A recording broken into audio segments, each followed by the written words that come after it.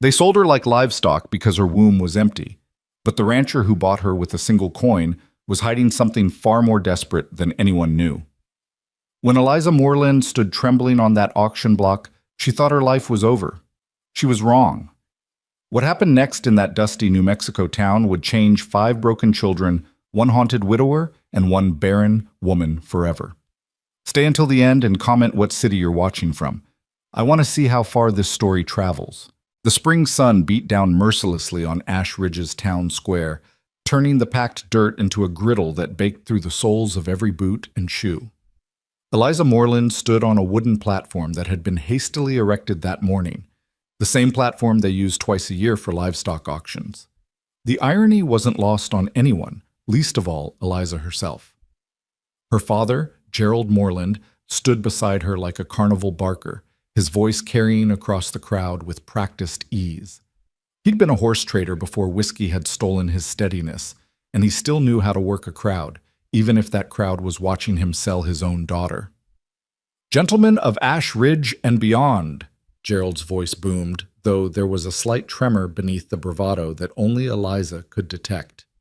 "Before you stands a woman of 22 years, educated by the Sisters of Mercy, skilled in all domestic arts. She can cook a meal fit for a governor, sew stitches finer than any tailor in Santa Fe, and she knows her place, which is to keep her mouth shut and her hands busy."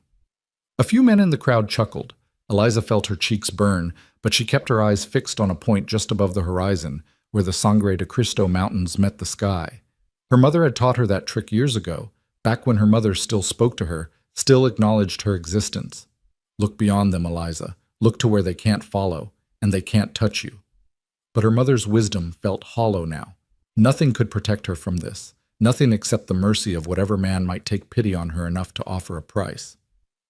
"Now, I know what you're all thinking," Gerald continued, his voice taking on a conspiratorial tone as he leaned forward. "You're thinking, 'Gerald, why would a man like you be selling such a prize? What's wrong with her?'" The crowd murmured in agreement.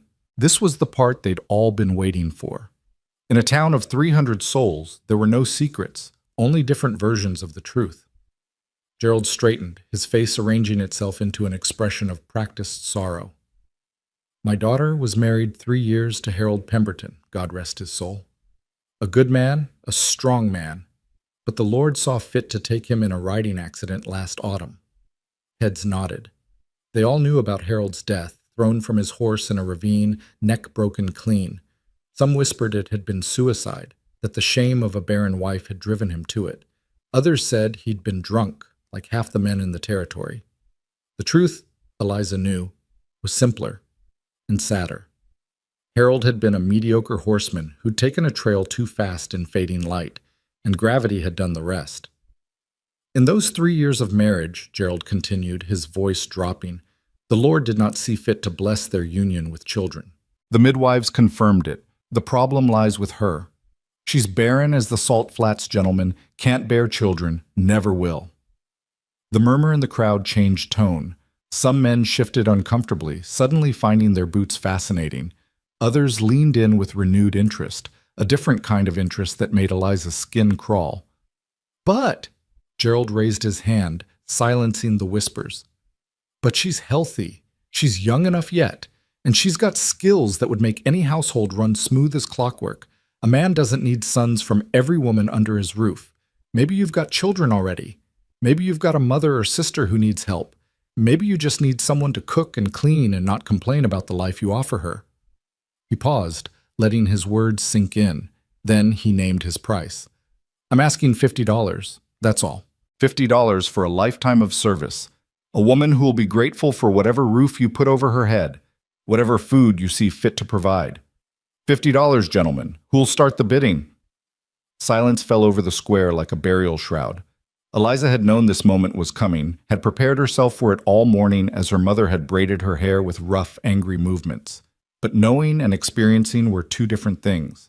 The silence stretched and stretched, each second an eternity of humiliation. A cough from the back of the crowd. The creak of wagon wheels as someone shifted their weight. A baby crying in someone's arms, quickly shushed, but no bids. "Come now," Gerald said, his voice taking on a desperate edge. $40. That's a steal, gentlemen. $40 and she's yours tonight. Papers all legal, blessed by Father Martinez himself. More silence. Eliza could feel her father's desperation radiating beside her like heat from a stove. Her mother stood at the edge of the crowd, her face carved from stone, refusing to meet Eliza's eyes. Her younger brother, Thomas, was nowhere to be seen, probably hiding in the saloon, unable to watch this degradation of his sister. $30, Gerald said, his voice cracking now. $30, gentlemen. That's less than a decent horse, less than a month's whiskey money. Surely one of you needs... Does she know how to handle children? The voice came from the back of the crowd, deep and rough as creek gravel. The assembled people parted slightly, creating a corridor through which a man walked forward with measured, unhurried steps. Eliza's eyes flicked to him despite herself. He was tall, easily over 6 feet, with shoulders that spoke of years of hard labor. His clothes were clean but worn, mended in several places with stitches that looked self-administered and practical rather than pretty. A wide-brimmed hat shadowed his face, but she could see a strong jaw darkened with several days of beard growth, and eyes that were a startling shade of blue-gray, like winter sky. "Yes!" Gerald seized on the question like a drowning man grabbing a rope. "Yes, she's wonderful with children. She helped raise her younger brother, and she's got a gentle hand, patient as Job himself." The tall man stopped a few feet from the platform. Up close, Eliza could see the lines around his eyes, not from age, but from squinting into sun and wind. He couldn't have been more than 35, but he carried himself with the weariness of someone much older. "How old are the children she's cared for?" the man asked, his eyes fixed on Gerald, not Eliza. She felt oddly grateful for that. "Oh, all ages," Gerald improvised wildly. "Babes to near grown. She's got away with them, you understand. Natural instinct." "I asked her," the man said quietly, and now his eyes did shift to Eliza. "Not you." The square went utterly silent. No one spoke to Gerald Moreland that way, not in public, not when he was already humiliated by having to sell his daughter like livestock. But Gerald, surprisingly, shut his mouth. "Well, miss?" The tall man's voice was gentle, but there was steel underneath it. "How old were the children you've cared for?" Eliza's throat was dry. She hadn't expected to be asked a direct question, hadn't prepared for actual conversation. "My brother Thomas," she managed, her voice rough from disuse. "I helped raise him from when he was born until he was old enough for school. He's 16 now." The man nodded slowly. "Just the one, then?" "Yes, sir, just the one." She paused, then added, "But I helped at the church sometimes. Father Martinez would bring children from families that were struggling. I'd watch them during services, keep them quiet and fed." "Ages?" "Young ones, mostly, walking to about 8 years old." The man was quiet for a long moment, studying her with those winter sky eyes. Eliza felt herself being assessed, measured, but not in the way the other men in the crowd had looked at her. He wasn't evaluating her hips or her face or her potential for warming a bed. He was looking at something else, something she couldn't quite define. "She can't have children," Gerald interjected, clearly worried that this potential buyer was losing interest. "I want to be clear about that, so there's no dispute later. The midwives confirmed it after 3 years of marriage produced nothing. If you're looking for a woman to give you sons, you'll need to look elsewhere." "I have sons," the man said simply. 5 children total. Their mother died 16 months ago, influenza. A wave of understanding rippled through the crowd. Several women made sympathetic noises. Losing a wife to influenza was common enough, but 5 children without a mother. That was a tragedy that hit different. 5? Gerald's eyes lit up. "Well then, sir, you're looking at exactly what you need. $30 and she's yours, ready to mother those children like they were her own flesh and blood." The man's jaw tightened slightly at that, but he didn't respond to Gerald. Instead, he kept his attention on Eliza. "What's your name?" "Eliza, sir. Eliza Moreland. Was Pemberton, but..." She trailed off. She'd reclaimed her maiden name after Harold's death, unable to bear the weight of the Pemberton family's judgment any longer.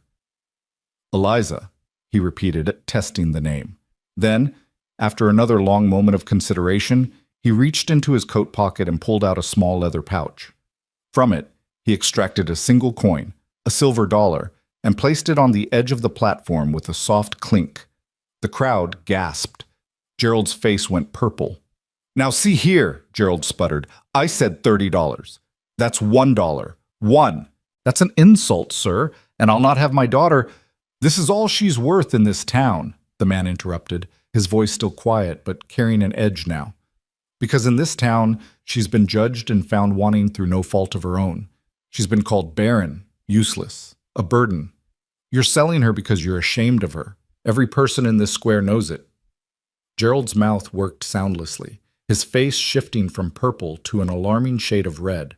The tall man continued, his eyes now moving to the crowd. "If any man here valued her for her skills, her character, her humanity, you'd have bid already. But you haven't. Because all you see is a woman who can't bear children. And in your eyes, that makes her worthless." He paused. "So I'm offering $1, which is $1 more than anyone else values her at. And when she leaves here with me, she won't be judged anymore. Not in my house. Not by my children. Not by me." The square was so quiet that Eliza could hear her own heartbeat thundering in her ears. She stared at this stranger, this tall rancher with winter eyes and a voice like distant thunder, and felt something crack open in her chest, something that had been frozen solid since the day the midwife had confirmed what Harold's mother had been whispering for years. That's robbery." Gerald finally found his voice. "Highway robbery. I'll have the sheriff's standing right over there," the man said, nodding toward a portly figure at the edge of the crowd. "And he can confirm that this is a legal transaction. You set the terms yourself. Any man with coin can take her tonight. I've got coin. I'm taking her. Unless," he added, turning back to face Gerald directly, "you'd like to call off the sale entirely and take your daughter home with the dignity she deserves?" It was a challenge, plainly spoken. "Keep your daughter and admit you were wrong to sell her, or take the dollar and live with the shame of it." Gerald Moreland had never been a man who chose dignity over profit, no matter how small. His hand shot out and snatched the silver dollar from the platform. "She's yours," he said hoarsely, "and good riddance. Papers will be drawn up by sundown." The tall man nodded once, then turned to Eliza. "I'm Bo Thatcher. I have a ranch about 8 miles northeast near the canyon rim. I need help with my children. They're hurting, and I can't reach them the way their mother could. I can offer you a room of your own, 3 meals a day, and $1 a week for personal necessities. In exchange, I need you to care for the house and the children. Just that. Nothing else." The way he emphasized those last 2 words made his meaning clear. Eliza felt tension she hadn't known she was carrying release from her shoulders. "I understand, Mr. Thatcher," she said softly. "Can you ride?" "Yes, sir." "Not well, but I can stay on a horse." "Good enough. I've got a wagon. Collect whatever belongs to you. We're leaving now." "Now?" Eliza blinked. "But the papers—" "Will be delivered to my ranch when they're ready. I'm not leaving you here 1 minute longer than necessary." Bo Thatcher's voice was firm, brooking no argument. Eliza looked toward her mother, hoping for— what? A goodbye? A moment of reconciliation? But her mother had already turned away, disappearing into the crowd with her shoulders rigid and her head held high, as if she could walk away from the shame of this day through sheer force of will. Her father had pocketed his dollar and was already heading toward the saloon, no doubt planning to drink away his humiliation. "I'll just—" Eliza's voice faltered. "My things are at my parents' house. It's just a few minutes." "I'll come with you," Bo said, "so there's no trouble." They walked through the parting crowd in silence, Eliza acutely aware of the eyes following them, the whispers starting up like wildfire in their wake, Mrs. Henderson clutching her rosary and murmuring prayers, Old Man Sawyer shaking his head in disgust, though whether at her father or at Bo's $1 bid, she couldn't tell. The Martin twins, barely 18, watching with wide eyes that would fuel gossip for weeks. The Moreland house sat at the end of a dusty street, small and shabby with peeling paint and a sagging porch. Eliza had grown up in this house, but it had never felt like home, more like a way station, a temporary place she was expected to leave as soon as some man claimed her. Well, someone had claimed her now. She pushed open the door. It was never locked, and went directly to the small room she'd occupied since returning from her brief marriage to Harold. Her possessions fit into a single carpet bag, 2 dresses, one for every day and one for church. Undergarments that she'd mended so many times they were more patched than original fabric. A brush with half its bristles missing, a small Bible her grandmother had given her, and a tin locket containing a tiny portrait of her mother from happier days. She paused over the locket, her thumb tracing the tarnished surface. Her mother had given it to her on her wedding day, pressing it into her palm with a kiss to her forehead, the last tender gesture between them before Harold's mother had started making pronouncements about Eliza's deficiency, and her own mother had withdrawn into cold silence rather than defend her daughter. Eliza fastened the locket around her neck, tucking it beneath her collar where it rested against her heart like a coal of mixed warmth and pain. When she emerged from her room, Beau was standing in the front hallway, his hat in his hands, looking at the faded photographs on the wall. He turned as she appeared, his eyes going to the small carpet bag. "That's everything?" "Yes, sir." Something flickered across his face, pity, maybe, or anger on her behalf, but he didn't comment on how little she owned. Instead, he simply nodded and held the door open for her. "After you, Miss Moreland." The wagon was parked in front of the general store, a sturdy buckboard with worn but well-maintained wheels. 2 horses stood patiently in their traces, their coats dull with dust from the road. Beau helped Eliza up onto the bench seat with a brief touch to her elbow, then climbed up beside her and took the reins. They left Ash Ridge behind without ceremony, the wagon wheels crunching over the packed dirt road as the sun began its descent toward the western horizon. Eliza didn't look back. There was nothing in that town she wanted to remember. For the first hour, they rode in silence. The landscape rolled past, scrub brush and scattered pinon pines, red rock formations jutting up from the earth like the bones of ancient giants. The air smelled of dust and sage, carried on a wind that never quite stopped blowing in this part of the territory. Eliza kept her hands folded in her lap, her carpet bag tucked securely at her feet.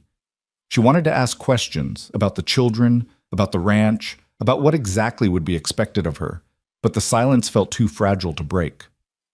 Beau Thatcher drove with the easy competence of someone who'd made this journey 1,000 times, his attention on the road ahead. Finally, as the sun touched the mountain peaks and painted the sky in shades of orange and deep purple, Beau spoke.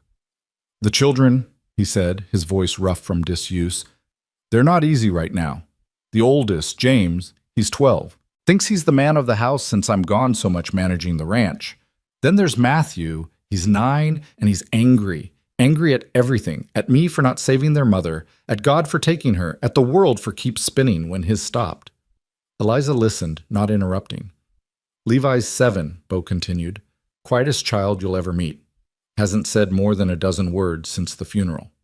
The twins are 5, Nathaniel and Mira. Mira's the only girl." He paused, his jaw tightening.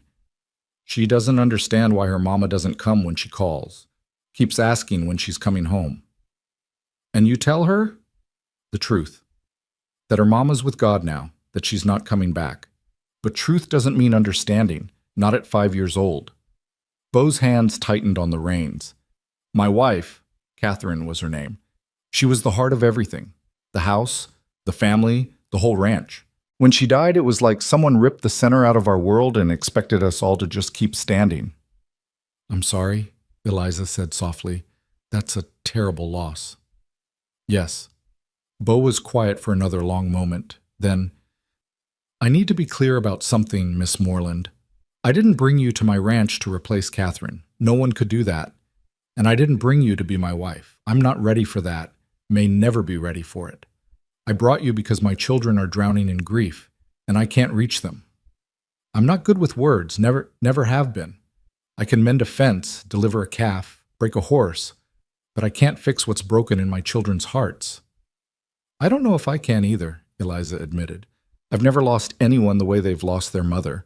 I don't know if I'm capable of—" "I'm not asking you to fix them," Beau interrupted gently. "I'm just asking you to be there, to keep the house from falling apart, to make sure they eat and wash and sleep, to be a steady presence when everything else feels like it's crumbling. Can you do that?" Eliza thought about it, really thought about it. She'd spent the last year feeling like a failure, marked as defective by every person who'd known about her inability to conceive.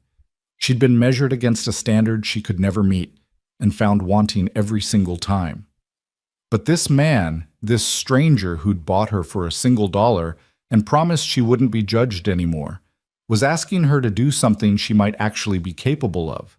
Not to give birth, not to provide heirs, just to show up, to be present, to care. "Yes," she said, surprised by the steadiness in her own voice. "Yes, I can do that." Bo nodded, something like relief crossing his weather-beaten features. "Good, that's good." They rode on as twilight deepened into true night.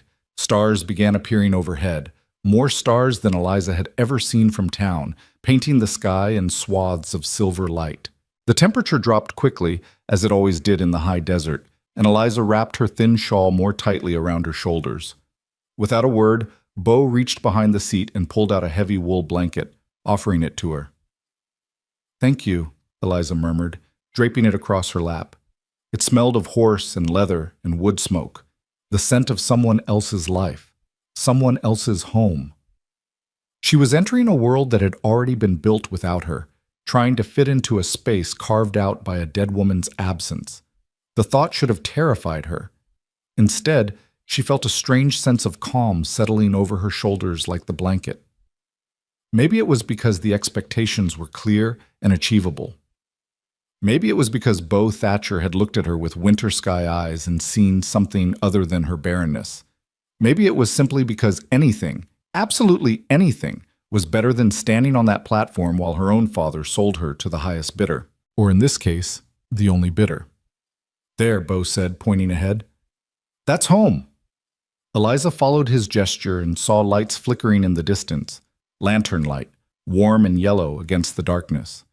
As they drew closer, she could make out the shape of buildings: a main house, a barn, several outbuildings clustered together like a small settlement carved out of the wilderness.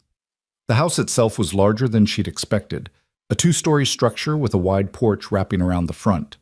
It looked solid, well built, though even in the darkness she could see signs of neglect: peeling paint, a shutter hanging loose, weeds growing up through the porch steps. A house without a woman's hand for 16 months would show such signs. Bo brought the wagon to a stop in front of the porch and set the brake. Before Eliza could move, the front door burst open and children spilled out, all 5 of them, illuminated by the lantern light behind them, staring at the wagon with expressions ranging from curiosity to outright hostility. "Pa!" The smallest one, Mira, Eliza guessed, ran down the steps despite the loose boards. "You were gone forever and ever." "Just since this morning, baby girl," Bo said, his voice softening in a way it hadn't during their entire journey. He climbed down from the wagon and swept the little girl up into his arms. "Were you good for James?" "She was a terror," said the tallest boy. James, clearly, with his father's build already showing in his shoulders and his mother's dark hair, his eyes fixed on Eliza with unmistakable suspicion. "Who's that?" "This is Miss Eliza Moreland," Bo said, setting Mira down and turning to help Eliza from the wagon. "She's going to be staying with us, helping with the house and looking after you children while I'm working." "We don't need looking after," James said flatly. "I've been managing just fine." "You burned the biscuits again this morning," piped up one of the twins, a boy with a gap-toothed grin. "And you put salt in the coffee instead of sugar." "Shut up, Nathaniel." "Boys," Bo's voice carried a warning. "Mind your manners. Miss Moreland, these are my sons, James, Matthew, Levi, and Nathaniel, and this is Mira." Eliza climbed down from the wagon, clutching her carpet bag, and faced the children. James was scowling openly. Matthew, the 9-year-old, stood with his arms crossed, and his jaw set in a way that reminded her painfully of her own brother when he was angry. Levi, true to his father's description, watched her with enormous eyes, but said nothing. The twins stood together, Nathaniel curious and Mira partially hiding behind her brother. "Hello," Eliza said, unsure whether to smile or maintain a serious expression. "I'm pleased to meet you all." Silence. The children stared at her like she was a puzzle they didn't particularly want to solve. "Is she going to be our new ma?" Mira asked, her voice small. "No," Bo said firmly. "Your ma is your ma, always will be. Miss Eliza is here to help, that's all." "We don't need help," James repeated, but there was less conviction in his voice now. He looked tired, Eliza realized, bone-deep tired in the way that came from carrying too much weight for too long. Well, you've got it anyway, Bo said. Now, James, take Miss Moreland's bag and show her to the spare room. The rest of you bed. It's late. But bed. Now. The children dispersed, though not without plenty of foot-dragging and mutinous looks. James snatched Eliza's carpet bag with barely contained hostility and disappeared into the house. The others followed, casting looks back over their shoulders. Bo waited until they were inside, then turned to Eliza. In the lantern light, his face looked haggard, older than it had in the harsh sun of Ash Ridge. "I'm sorry," he said quietly. "They're not usually this rude. They're just protecting themselves," Eliza finished. "I understand. I'm a stranger, coming into their home, into their mother's space. Of course they're suspicious." Bo looked at her for a long moment, something like surprise flickering in his winter sky eyes. "You do understand." "I know what it's like to feel like the world is against you," Eliza said simply. "I know what it's like to build walls just to survive. Those children have walls I can't even see yet.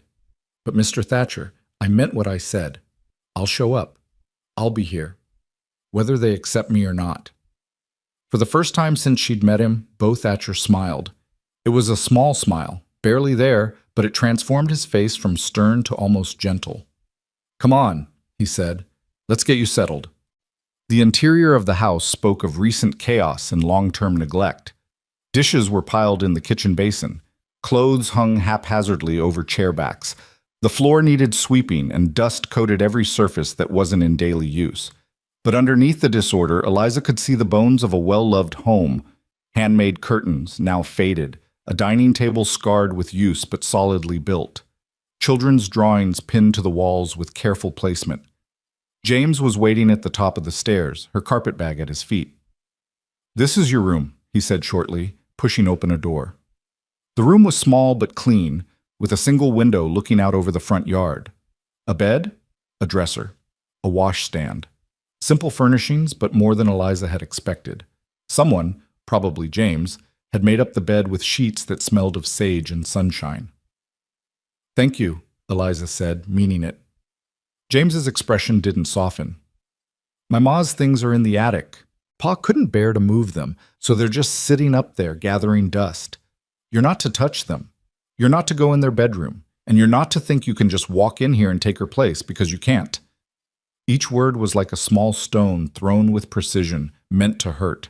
But Eliza had been hurt by experts, Harold's mother, her own parents, the whole town of Ash Ridge. A 12-year-old boy's anger, no matter how justified, couldn't touch her the way their judgment had. "I'm not here to take anyone's place, James," she said quietly. "I'm here to help, that's all." "We'll see," James said, and turned on his heel, leaving her alone in the small room with her carpetbag and her thoughts. Eliza sat on the edge of the bed, her hands trembling slightly now that she was finally alone. The enormity of what had happened today was beginning to sink in. This morning, she'd woken in her childhood bedroom in Ash Ridge, knowing her father planned to sell her but not believing it would actually happen. Tonight, she was in a stranger's house, 8 miles from everything she'd ever known, responsible for 5 grieving children who wanted nothing to do with her. She pulled the locket from beneath her collar and opened it, looking at the tiny portrait of her mother. The woman in the picture was smiling, young, full of hope. Nothing like the cold stranger who'd turned away from her in the square today. "I'm sorry, Mama," Eliza thought. "I'm sorry I couldn't be what you wanted. I'm sorry I'm broken." But even as she thought it, Bo Thatcher's words echoed in her memory. "She won't be judged anymore. Not in my house. Maybe broken was all right here. Maybe broken could still be useful." Eliza changed into her nightgown, washed her face in the basin, and crawled between the sage-scented sheets. Through the thin walls, she could hear the sounds of the house settling, floorboards creaking, a child coughing, the distant sound of Bo's boots on the stairs. Tomorrow, she thought, she would begin the work of earning her place here. Tomorrow, she would face whatever challenges these children threw at her. Tomorrow, she would prove that a woman didn't need a working womb to have value. But tonight, alone in a strange room in a house full of grief, Eliza Moreland let herself cry for everything she'd lost and everything she might never have. She cried for her marriage, for her parents' love, for the children her body would never create. She cried for the woman she'd been expected to be and the woman she actually was. And somewhere in the depths of that grief, she found the smallest spark of something else. Not hope, exactly. Not yet, but possibility. The possibility that here, in this broken house with these broken children and this broken man, she might finally find a place where being broken was enough. Outside her window, the desert night sang with crickets and the distant howl of coyotes. The stars wheeled overhead in their ancient patterns, indifferent to human suffering, indifferent to human joy. And in the small room at the top of the stairs, Eliza Moreland closed her eyes and let exhaustion carry her into dreamless sleep. Tomorrow would come soon enough. Tomorrow, with all its trials and terrors and tiny mercies. Tomorrow, she would begin again. Dawn broke across the New Mexico territory with the subtlety of a hammer strike, all harsh light and immediate heat even in the early hours. Eliza woke to unfamiliar sounds, a rooster crowing somewhere close by, the lowing of cattle in the distance, and the unmistakable thunder of children's feet on wooden stairs.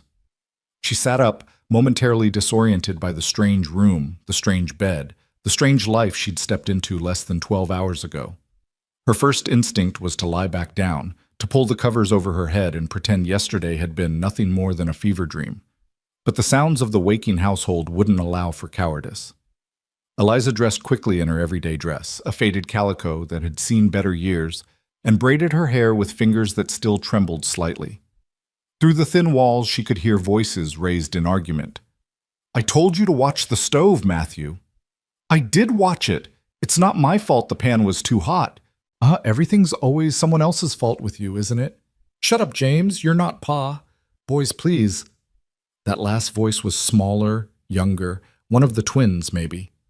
Eliza steeled herself and opened her door, stepping into the chaos that was apparently a normal Thatcher morning. The kitchen was a disaster of smoking pans, scattered flour, and 5 children in various states of dress and distress. James stood at the stove, wielding a spatula like a weapon, his face flushed with frustration and heat. Matthew sat at the table with his arms crossed, scowling at the world. Levi hovered near the window, watching everything with those enormous silent eyes. And the twins, both still in their nightclothes, were attempting to set the table with more enthusiasm than skill, resulting in forks scattered across the floor like autumn leaves. "Good morning," Eliza said, pitching her voice to carry over the commotion without shouting. 5 heads swiveled toward her. The room went abruptly, unnaturally quiet. "Pa's already out with the cattle," James said finally, his tone making it clear this was a warning, not just information. "He left before sunup. Said to tell you there's eggs in the coop, milk in the cold cellar, and flour in the pantry." "Thank you." Eliza moved into the kitchen, assessing the damage. Burned eggs in one pan, what looked like the remains of an attempted pancake in another. Coffee, boiling over on the back burner, filling the room with a bitter smell. "May I?" James stepped back from the stove with obvious relief masquerading as indifference. "Suit yourself." Eliza had learned to cook in her mother's kitchen under the strict tutelage of a woman who believed that proper food preparation was a woman's highest calling. She'd never particularly enjoyed it, but she knew her way around a stove. She removed the ruined pans, dumped the coffee, which was more sludge than beverage, and started fresh. The children watched her in silence, their expressions ranging from James's barely concealed hostility to Mira's wide-eyed curiosity. "Nathaniel, Mira," Eliza said as she measured coffee grounds, "could you pick up those forks and put them in the basin? We'll need to wash them before we use them." The twins looked at each other, then at James, clearly seeking permission. When he didn't object, they scurried to obey, treating it like a game to see who could collect the most forks. "Matthew," Eliza continued, finding eggs in a basket near the door, "would you mind fetching water from the pump? We'll need it for washing up." "Get it yourself," Matthew said, not moving from his chair. Eliza paused, an egg in each hand, and turned to look at the 9-year-old properly. His jaw was set, his eyes bright with challenge. This was a test, she realized. Push too hard and she'd lose him completely. Back down and she'd never earn his respect. "All right," she said mildly, turning back to her work. "I'll get it myself in a moment." Though I have to say, your father struck me as the kind of man who raises children with better manners than that. It was a gamble, invoking Beau's authority when he wasn't present to back her up, but something in the boy's expression flickered. Shame, maybe, or the ghost of remembered lessons about courtesy. He stood up so abruptly his chair scraped across the floor. "Fine," he muttered, grabbing the water bucket and stalking out the back door. Small victory. Eliza allowed herself a mental note of it before cracking eggs into a bowl. Beside her, James was studiously ignoring her presence, but she could feel his attention tracking her every move. "Your mother must have been a wonderful cook," Eliza ventured, whisking the eggs with a fork. "This is a well-organized kitchen. Everything has its place." "She was the best," Mira piped up, her voice carrying that peculiar combination of pride and pain that children use when talking about lost parents. "She made cinnamon rolls every Sunday, and her stew was better than anyone's in the whole territory." "Mira," James said sharply, "don't." "But it's true. And she sang while she cooked, and she let us help sometimes, and—" "I said don't!" James's voice cracked like a whip, and Mira's face crumpled. The little girl fled from the kitchen, her bare feet slapping against the wooden floor as she ran toward the stairs. The silence that followed was suffocating. James stood rigid, his hands clenched into fists, his face a mask of anger barely containing grief. Nathaniel had frozen mid-fork collection, looking between his oldest brother and the doorway where his sister had disappeared. Even Levi, silent Levi, had turned from the window to stare. "I'll go talk to her," Eliza said quietly. "You'll leave her alone," James shot back. "You don't know anything about her. You don't know anything about any of us." "You're right," Eliza agreed, setting down her whisk. "I don't know you. I don't know what your mother was like, or how much you miss her, or how angry you are that I'm here in her kitchen, using her pans, trying to fill a space that was never meant to be empty." She met James's eyes steadily.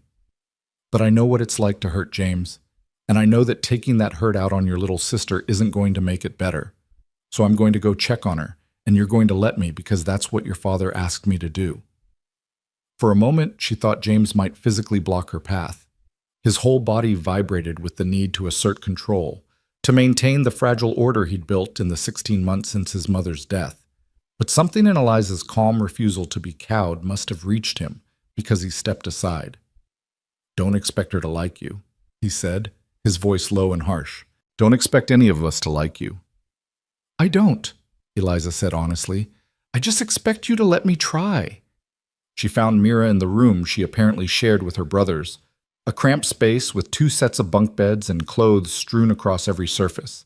The little girl was curled on the bottom bunk, clutching a rag doll that had seen better days, her small shoulders shaking with sobs. Eliza stood in the doorway for a moment, remembering her own childhood tears, the way her mother had sometimes held her and sometimes told her to stop being dramatic. She wasn't sure which approach would work here, or if any approach would work at all. But she'd told James she would try, and so she would try. "Mira?" Eliza lowered herself to sit on the floor beside the bed, not touching, just present. "Your brother didn't mean to yell at you. He's just hurting." "He's always mean now," Mira hiccuped into her doll. "He used to be nice before Mama died. He used to play with us and tell stories and make us laugh. Now he just yells all the time." "Grief does strange things to people," Eliza said softly. "It makes them angry at the wrong things, at the wrong people. Your brother's not really angry at you, sweetheart. He's angry at the world for taking your mother away. But you're here, and the world isn't, so sometimes the anger lands on you instead." Mira turned her tear-stained face toward Eliza, considering this. "Are you grieving too? Is that why you're here?" The question, asked with such innocent directness, hit Eliza like a physical blow. "In a way," she admitted. "I lost something too. Not a person, but a life I thought I was supposed to have. And when I lost it, I felt very angry and very sad, just like you feel about your mama." "Did it make you mean?" "Sometimes. I think sometimes I was mean to myself, in my head, telling myself I wasn't good enough, that I'd failed." Eliza paused, choosing her words carefully. "But then your father gave me a chance to try something different, to help someone instead of just feeling sorry for myself." Do you think that was a good thing for him to do? Mira nodded slowly, her fingers worrying at the doll's yarn hair. Mama always said helping people was the best medicine for sad hearts. Your mama sounds like she was very wise. She was the best mama in the whole world, Mira declared, fresh tears welling up. And I miss her so much my chest hurts, and nobody understands, not even Pa, because he's always working and he doesn't have time to talk about Mama anymore. Eliza's heart broke a little at that, at the image of this little girl carrying such a massive weight of grief with nowhere to put it down. She didn't have Beau's permission to make promises, didn't have the right to offer things that weren't hers to give, but she couldn't just sit here and do nothing. I can't be your mama, Mira, Eliza said gently. No one can be her except her, and she's gone. And that's the worst kind of unfair, but I can listen if you want to talk about her. I can hold your hand when the missing gets too big. I can make sure you eat breakfast and get tucked in at night and have clean clothes to wear. Would that be all right? Would that be a help? Mira studied her with those enormous blue eyes, her father's eyes, weighing Eliza's words with the gravity of a much older person. Finally, she nodded. I guess that would be all right. But I'm still going to miss Mama. Of course you are, Eliza said. You should miss her. Missing her means you loved her, and love doesn't stop just because someone's gone. Really? Really? Mira sat up, wiping her nose on her nightgown sleeve in a way that suggested she'd been missing maternal guidance for longer than 16 months. Are you going to make breakfast? James always burns it. I was in the middle of making eggs when I came up here, Eliza said, pushing herself to her feet with a slight groan. Would you like to help me finish?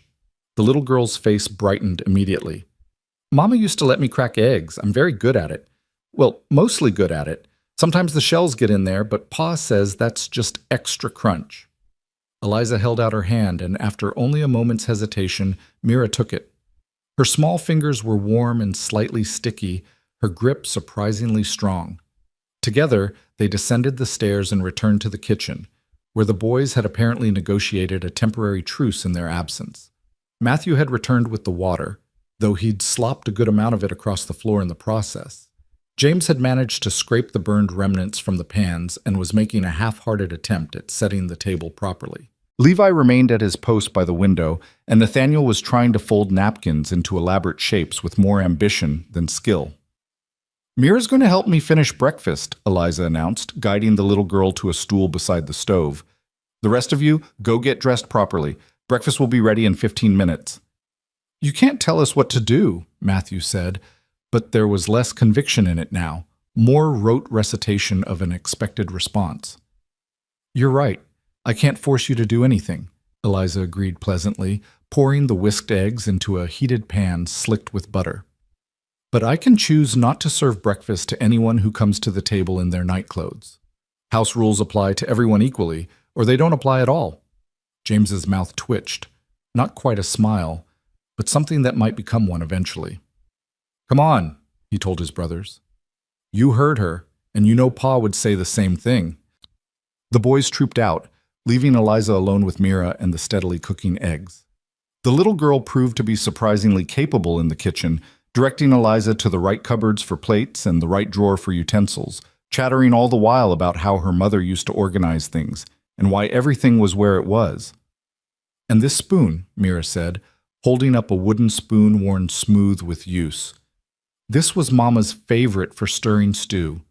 She said it was lucky because Grandma gave it to her when she married Pa, and it had never broken or burned no matter how many pots of stew she made.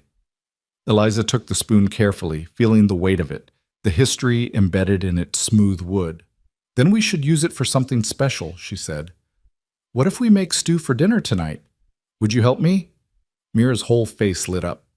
Really? You'll let me help with Mama's stew? If you teach me how she made it. I've never made stew in this kitchen before. I'll need a good teacher. The little girl practically vibrated with excitement. I know where she kept her recipe box. I'll show you after breakfast.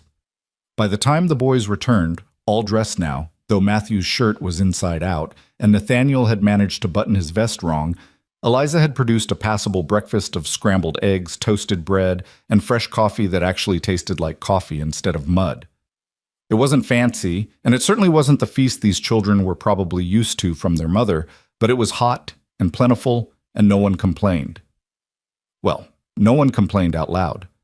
The look Matthew shot at his eggs suggested he was mentally cataloging every way they failed to meet his standards. But he ate them anyway, which Eliza counted as another small victory.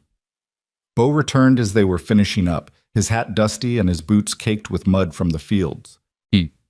He paused in the doorway, taking in the scene. Children fed and dressed, kitchen more or less clean, Eliza at the stove washing the last of the pans.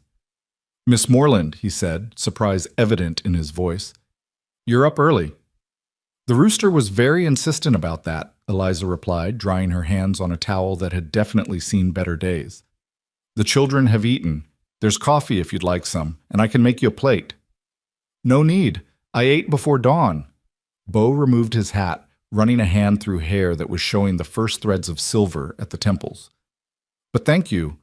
How did everything go?" His eyes flicked to his children as he asked, the real question underneath the polite words, "Did they make it impossible? Did they break you already?" "We managed just fine," Eliza said. "Mira was very helpful in showing me where things were kept. And we're planning to make stew for dinner tonight, if that's agreeable to you." Something complicated crossed Bo's face at that. Pain, maybe, or memory. "Catherine's stew was always my favorite," he said quietly. "Then we'll do our best to make it as good as she did," Eliza said, meeting his eyes steadily. "Mira tells me her mother kept a recipe box." "In the pantry, top shelf." Bo was quiet for a moment, then seemed to shake himself. "I need to head back out. There's fence line that needs mending before the cattle find the weak spots. James, you're with me. Matthew, I need you to feed the chickens and collect eggs. Nathaniel, you're on mucking duty in the barn. Levi," he paused, looking at his quietest son, "help Miss Moreland with whatever she needs. Can you do that?" Levi nodded silently, his enormous eyes solemn. "And Mira, you help your brother and Miss Moreland. Mind your manners and do as you're told." Bo settled his hat back on his head and turned toward the door, then paused. "Miss Moreland, if you need anything, ring the bell on the back porch. 2 long rings means trouble. Otherwise, I'll be back for dinner." "We'll be fine," Eliza assured him, with more confidence than she felt. Bo studied her for another long moment, as if weighing whether to believe her, then nodded and headed out with James trailing behind him, the 12-year-old's shoulders already taking on the set of a man's burden. The rest of the morning passed in a blur of domestic activity. Eliza discovered that the Thatcher household was desperately in need of the kind of deep cleaning that only happened when someone cared enough to notice the details. 16 months of grieving men and children had left its mark, dust in the corners, stains on the floors, windows that hadn't been properly washed in seasons. But underneath the neglect, she found evidence of Catherine Thatcher's careful stewardship. Carefully mended curtains, hand-embroidered dish towels, a sampler on the wall that read, "Bless this home," in neat cross-stitch. Every sign of a woman who had loved this place, who had poured her heart into making it more than just a house. Eliza worked steadily through the chaos, teaching Mira and the reluctant Nathaniel how to properly sweep a floor, how to dust without just moving the dirt from one place to another, how to shake out rugs and hang them to air. Levi shadowed them silently, occasionally picking up dropped items or moving furniture without being asked, his contribution wordless but appreciated. Matthew finished his chicken duties and disappeared to sulk somewhere. Eliza didn't press it. The boy needed space to feel whatever he was feeling, and she wasn't going to chase him down like a truant. By noon, the main room looked almost civilized. Eliza stood in the center of it, hands on her hips surveying their work. The floors gleamed, the windows let in actual sunlight instead of filtered murk, and the air smelled of lemon oil and soap instead of stale grief. "It looks like it used to," Mira said softly, standing beside her. "When Mama was here." "Your Mama had good taste," Eliza said, "and she took care of things. We're just continuing what she started." Lunch was a simple affair of bread and cheese and apples from the cold cellar, eaten around the table with considerably less tension than breakfast had held. Even Matthew showed up, though he sat as far from Eliza as possible and refused to make eye contact.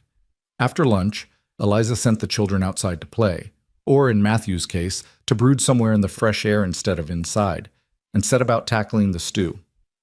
Catherine Thatcher's recipe box was exactly where Beau had said it would be, a carefully crafted wooden container with her initials carved into the lid. Opening it felt invasive, like reading someone's diary. These were Catherine's recipes, written in her own hand, splattered with years of cooking stains and kitchen accidents. Each card was a piece of her life, her knowledge passed down through ink and paper. The stew recipe was near the front, written in careful script. Mother Thatcher's beef stew. Use the tough cuts, they taste better. Don't rush the browning. Let it simmer until the meat falls apart. Add love and patience in equal measure. That last line made Eliza's throat tight. She could almost see Catherine standing at this stove, writing those words, believing that love and patience were ingredients that mattered as much as beef and carrots. Can I help? Mira had appeared at her elbow, quiet as a cat. Of course, Eliza said, swallowing past the emotion. You can be my assistant chef. First thing we need is meat from the cold cellar. Think you can show me where that is? Together, they gathered ingredients. Tough beef that needed slow cooking, potatoes from the root cellar, carrots and onions, herbs from the dried bundles hanging in the pantry.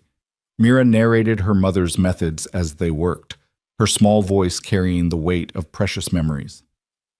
Mama always sang when she cut up vegetables, Mira offered, watching Eliza chop onions. Said it made the time go faster and the food taste better. What did she sing? All kinds of things, church hymns sometimes, but mostly this one song about a mockingbird. I don't remember all the words, but it went like this. Mira hummed a few bars of a melody that was probably Hush Little Baby, her pitch uncertain but her enthusiasm absolute. Eliza found herself humming along, then quietly singing the words she remembered from her own childhood. Her voice was nothing special, serviceable but plain, but it filled the kitchen with something other than silence and grief. By the time Beau and James returned, dusty and tired from their fence mending, the house smelled like home, like beef and herbs and fresh-baked biscuits, like effort and care, and the beginnings of healing. Beau stood in the doorway again, but this time his expression was different. Not surprise, but something deeper, something that looked almost like pain. Pa? James touched his father's arm. You all right? Fine, Beau said hoarsely. Just smells like it used to, that's all. He didn't say more, just moved to wash up at the basin.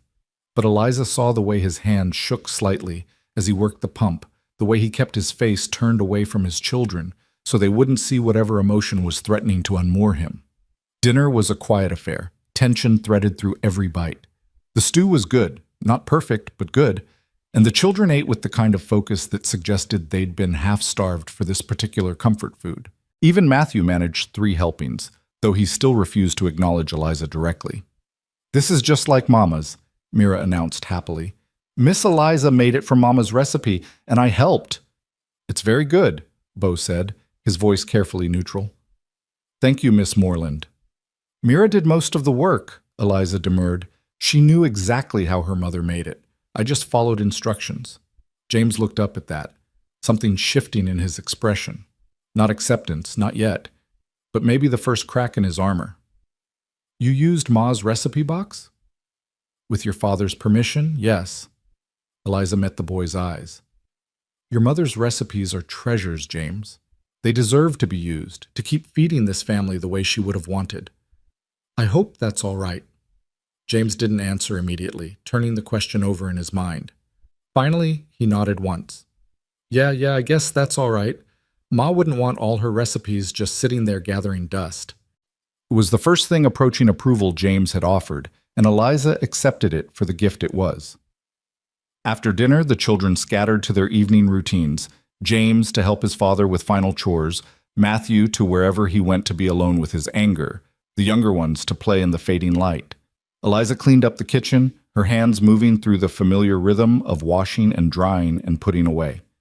She was elbow-deep in soapy water when Levi appeared at her side, so quiet she hadn't heard him approach. He held out a tin cup with both hands, offering it like a sacred object. Eliza dried her hands and took the cup, examining it. It was dented, clearly well used with no particular distinction except for the fact that a small flower had been scratched into the metal. Amateur work, probably done with a nail. "Did you want me to wash this?" she asked gently. Levi shook his head. Then, in a voice so soft she had to strain to hear it, "For you, Mama's cup. She'd want you to have it." The words, coming from this silent child who hadn't said more than a dozen words since his mother's funeral, hit Eliza like a thunderclap. She knelt down, bringing herself to Levi's eye level, the cup cradled in her palms. "Levi, this is precious. Are you sure?" He nodded, his eyes enormous and solemn. Then, even softer, "You're nice to Mira. Mama would like that." Before Eliza could respond, before she could even process what this gesture meant, Levi had turned and fled, disappearing into the gathering dusk with the speed of a startled deer. Eliza stayed kneeling there for a long moment, this battered tin cup in her hands, tears she hadn't planned on crying sliding down her cheeks. She'd spent the last year being told she was worthless, being measured against an impossible standard and found wanting at every turn. And now this quiet little boy, who barely spoke to anyone, had given her his mother's cup and called her nice. It was such a small thing, such an impossibly small thing, but it felt like being handed a piece of the sun. "Miss Moreland?" Beau's voice from the doorway made her start. She stood quickly, swiping at her wet cheeks with the back of her hand, trying to compose herself. "I'm sorry," she said. "I was just... Levi gave me this cup and I..." "Catherine's cup," Beau said quietly, stepping fully into the kitchen. She drank her morning coffee from it every day, claimed it kept the coffee hotter than any other cup in the house, though I think it was just because it was her favorite. "He said she'd want me to have it, because I was nice to Mira." Eliza's voice cracked despite her best efforts. "I don't think anyone's called me nice in a very long time, Mr. Thatcher." Beau moved closer, his boots soft on the clean floor, and gently took the cup from her trembling hands. He turned it over, finding the scratched flower, his thumb tracing it with obvious familiarity. "I did that," he admitted. "Scratched that flower on there for her first Mother's Day after James was born. Wanted to give her something special, but we didn't have much money. So I took a nail and spent an evening scratching this sorry excuse for a daisy into the tin. She cried when I gave it to her, told me it was the most beautiful thing she'd ever seen." He handed the cup back to Eliza, his winter sky eyes holding hers. "Levi hasn't spoken more than a handful of words since the funeral. The doctor said it's grief, that he'll talk again when he's ready. But he talked to you today. Gave you something precious. That means something, Miss Moreland. That means you're doing exactly what I hoped you'd do." "I'm just trying to help," Eliza whispered. "I don't know if I'm doing it right. I burned the first pot of coffee this morning, and I'm pretty sure Matthew hates me, and James barely tolerates my existence, and I keep feeling like I'm walking through someone else's life, someone else's home." "You are," Beau interrupted gently. "You're walking through Catherine's life, trying to keep it going when she can't. That's an impossible task, Miss Moreland. No one expects you to be her, but maybe you can be yourself here. Maybe that's enough." Eliza looked down at the cup in her hands, at the scratched flower that represented a young father's love for his wife, now entrusted to a stranger's care. "I hope so," she said. "I hope I'm enough for them. For all of you." Beau didn't respond to that, just stood there in the fading light of the kitchen, close enough that Eliza could smell the day's work on him, dust and sweat and honest labor. For a long moment, they simply existed in the same space, two broken people trying to hold together a household fractured by loss. Then Beau stepped back, clearing his throat. "I should check on the boys, make sure they're settled for the night. Thank you for dinner, Miss Moreland, and for everything else today." "Eliza," she said impulsively. "You can call me Eliza. Miss Moreland makes me feel like a schoolteacher." The corner of Beau's mouth lifted, not quite a smile, but close. "Eliza, then. Good night." "Good night, Mr. Thatcher." "Beau," he countered. "Fair's fair." "Good night, Beau." After he left, Eliza finished cleaning up, then climbed the stairs to her small room. She placed Catherine's cup on the dresser, positioned so it would be the first thing she saw in the morning. A reminder that she had a place here, however tentative. A reminder that even silent children could offer grace when you least expected it. She changed into her nightgown and sat on the edge of the bed, pulling out her mother's locket again. But tonight, instead of feeling only pain when she looked at the tiny portrait, she felt something else threading through the grief. purpose, maybe. Or belonging. Or just the simple relief of having made it through one full day without completely falling apart. Outside her window, the desert night sang its ancient song, and in the house below, 5 children and 1 grieving father settled into sleep. Their home a little cleaner, their bellies a little fuller, their grief a little less suffocating than it had been the day before. It wasn't much, but it was something. And sometimes, Eliza was learning, something was enough. The days that followed settled into an uneasy rhythm, like a song played in an unfamiliar key. Eliza rose with the rooster each morning, her body slowly adjusting to the demands of ranch life. The early hours, the endless work, the New Mexico heat that turned the kitchen into an oven by midday. She cooked and cleaned and mended, her hands finding their way through Catherine Thatcher's routines, trying to honor what had been while carving out space for what could be. The children remained a complicated puzzle. Mira had attached herself to Eliza with the intensity of a 5-year-old who'd been starving for maternal attention, following her from room to room, chattering endlessly about her mother and her dreams, and the elaborate stories she invented for her rag doll. Nathaniel was easier, his sunny disposition making him quick to accept anyone who showed him kindness and didn't yell. He'd taken to helping Eliza with small tasks, his gap-toothed grin appearing whenever she praised his efforts. Levi remained silent, but he was present in ways that mattered, appearing at her elbow when she needed something moved, leaving small gifts like wildflowers or interesting rocks on her windowsill, his enormous eyes tracking her movements with an intensity that was both unnerving and oddly comforting. James had progressed from outright hostility to wary tolerance, though he still watched her like a hawk, ready to pounce if she made one wrong move. And Matthew remained stubbornly, determinedly angry, his 9-year-old rage a wall she couldn't seem to breach, no matter how gentle her approach.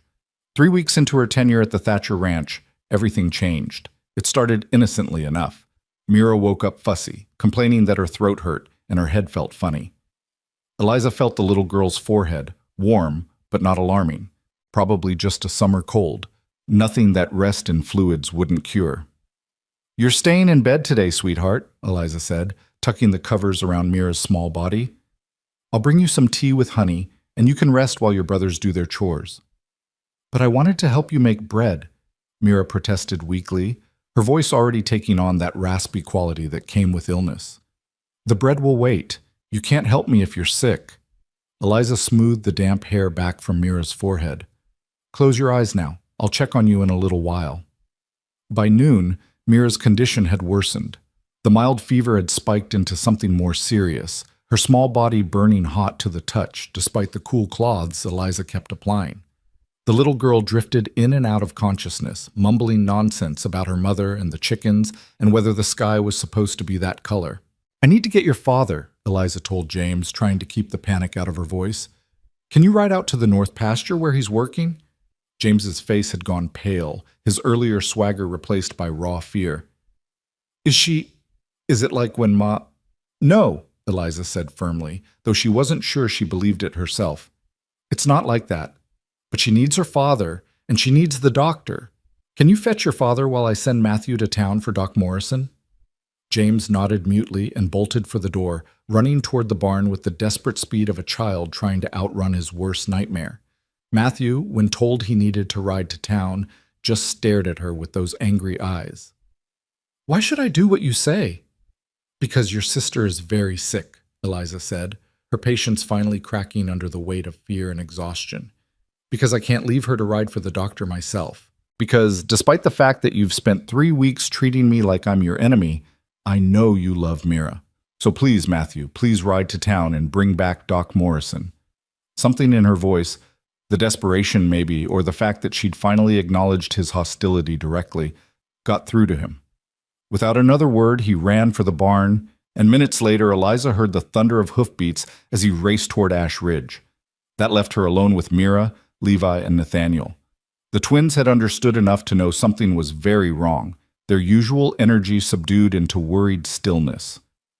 "Levi," Eliza said, "I need you to pump fresh water and bring it up here, as much as you can carry. Nathaniel, go to the root cellar and bring me any herbs you can find. Dried mint, chamomile, anything that looks like it might be for tea. The boys scattered to their tasks, leaving Eliza alone with the feverish child. Mira's breathing had turned ragged, each breath a labored effort. Her skin was dry and burning, her lips cracked despite Eliza's attempts to get her to drink. "Please," Eliza whispered, pressing another cool cloth to Mira's forehead. "Please don't take this child. She's already lost her mother. Don't make her brothers lose her too." She didn't know who she was praying to. She'd never been particularly religious, her faith tested and found wanting during the long, barren years of her marriage. But in this moment, with this little girl burning up in her arms, she would beg anyone, anything, for help. Levi returned with water, his eyes huge and frightened.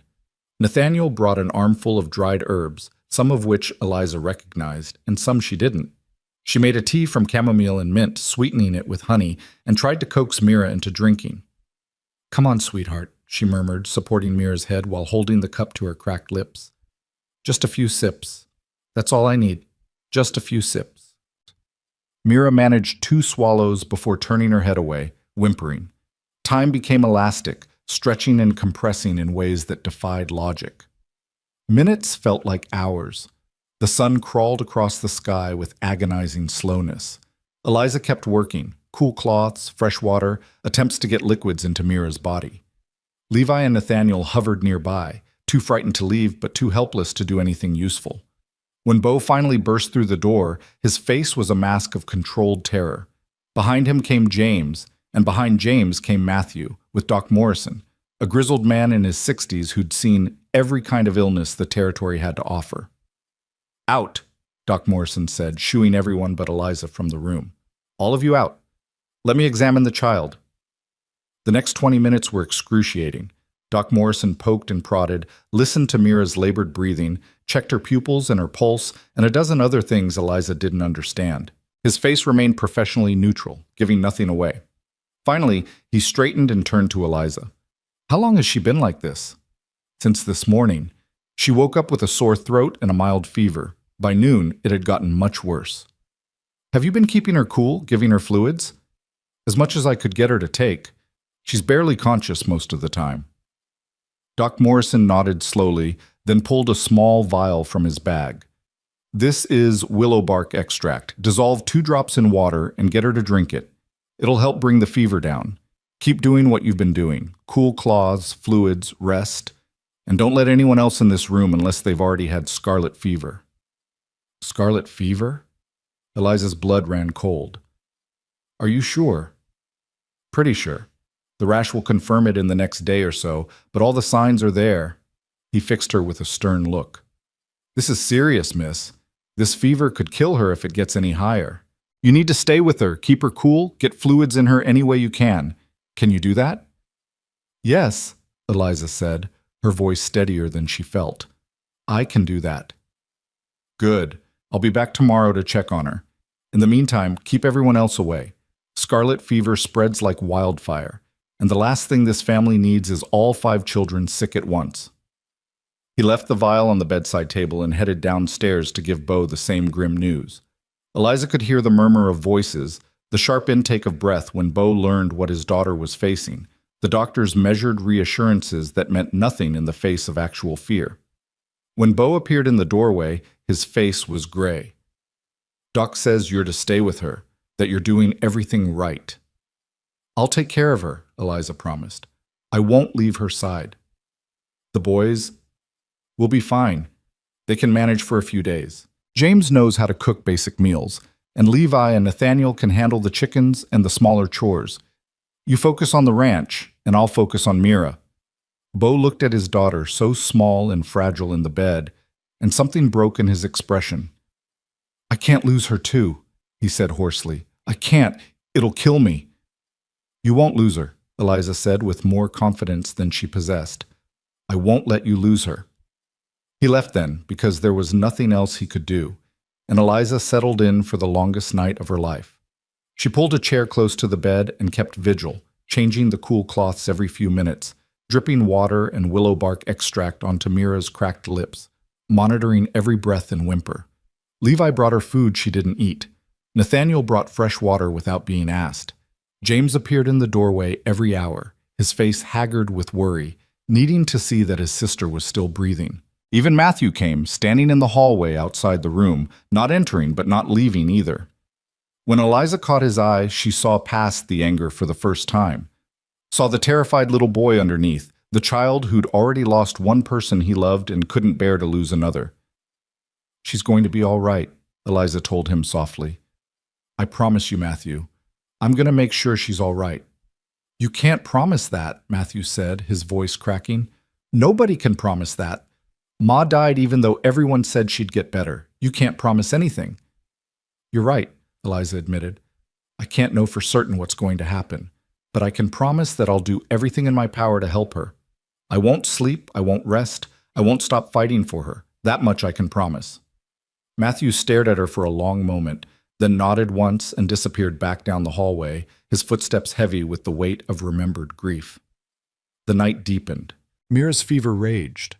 Eliza worked through exhaustion, through the ache in her back from bending over the bed, through the scratchy dryness of her own eyes. She sang every lullaby she could remember from her childhood, her voice rough but persistent. She told stories about brave little girls who fought dragons and won.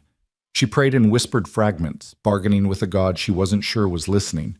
Somewhere around 3 in the morning, Mira's fever spiked higher. The little girl began thrashing, her small body convulsing with the heat, her skin so hot it hurt to touch. Eliza's calm cracked.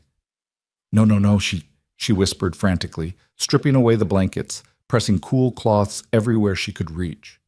"Come on, sweetheart, come back to me. Come back." She worked with desperate efficiency, changing the water to make it colder, adding more willow bark extract, physically holding Mira still so she wouldn't hurt herself in her delirium. Tears streamed down her face, unchecked as she worked, her hands moving on instinct while her mind screamed prayers and pleas into the darkness. "You can't have her," Eliza said fiercely to the empty room, to whatever force decided who lived and who died. "I don't care what you took from me.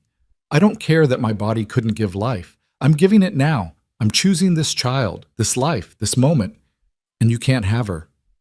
Time lost all meaning.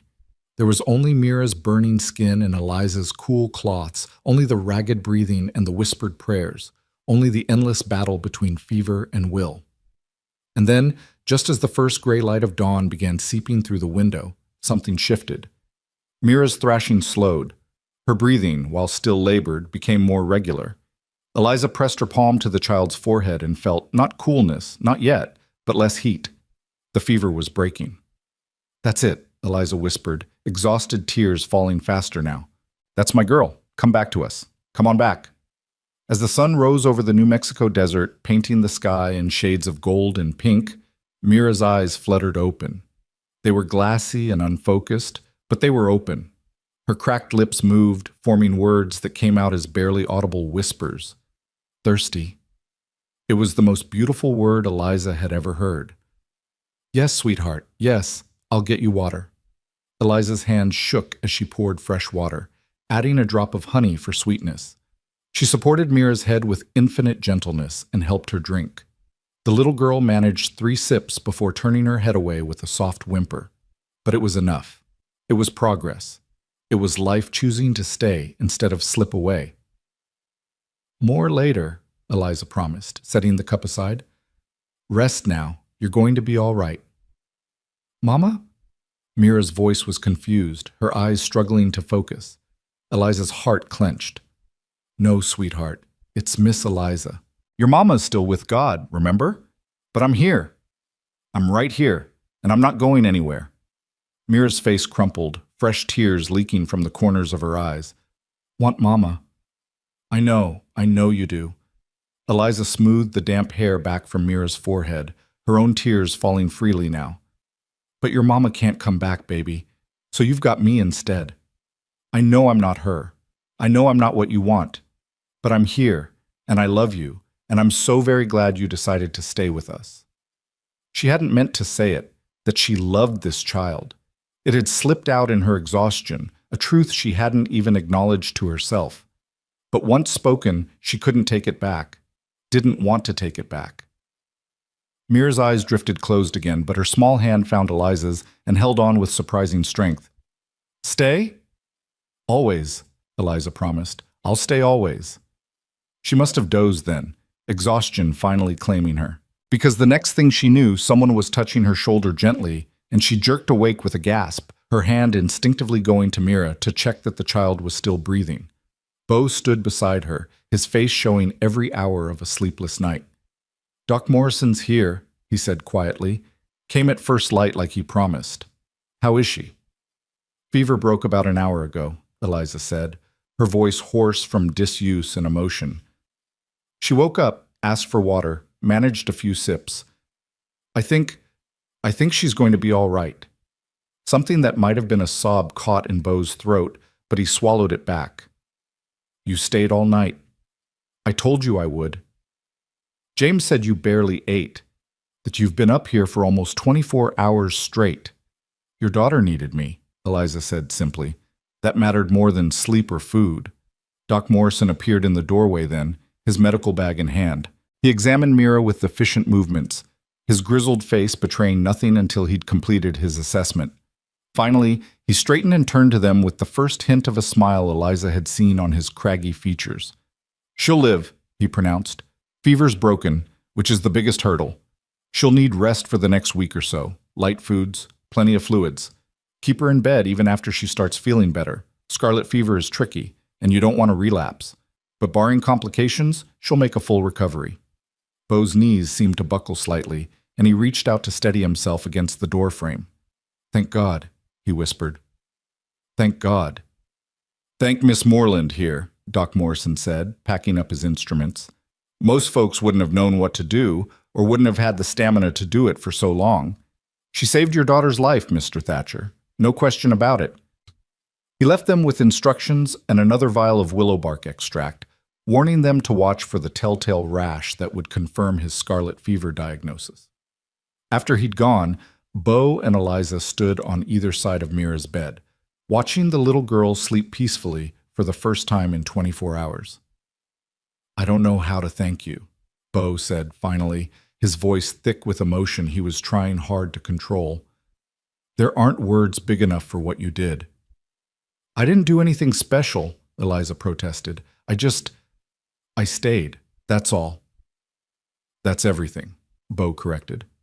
He turned to look at her fully, and Eliza became suddenly aware of how she must look, hair falling out of its braid, dress rumpled and stained with sweat and water, dark circles under her eyes from exhaustion. "You could have left this to the boys and me. You could have kept your distance, protected yourself from getting sick too. But you didn't. You stayed with her all night, fought for her like she was your own." "She is mine," Eliza said, the truth of it settling into her bones as she spoke. "Maybe not by blood, but by choice. I chose her, Bo. I chose all of them. And when you choose someone, you fight for them. You don't leave them to face the darkness alone." Bo's winter sky eyes held hers for a long moment, something shifting in them that Eliza couldn't quite name. "You should rest," he said finally. "I'll sit with her for a while. You've earned sleep in a real bed." Eliza wanted to argue, wanted to insist she needed to stay, but her body betrayed her with a massive yawn. "Just a few hours," she conceded. "Wake me if she needs anything." "I will." Eliza stumbled to her room and fell onto the bed still fully clothed, asleep before her head properly hit the pillow. She dreamed of fever and darkness and a little girl's hand holding hers with desperate strength. When she woke, the sun was high, and the house was filled with the smell of cooking food. She rose groggily, splashed water on her face, and made her way downstairs to find the kitchen full of activity.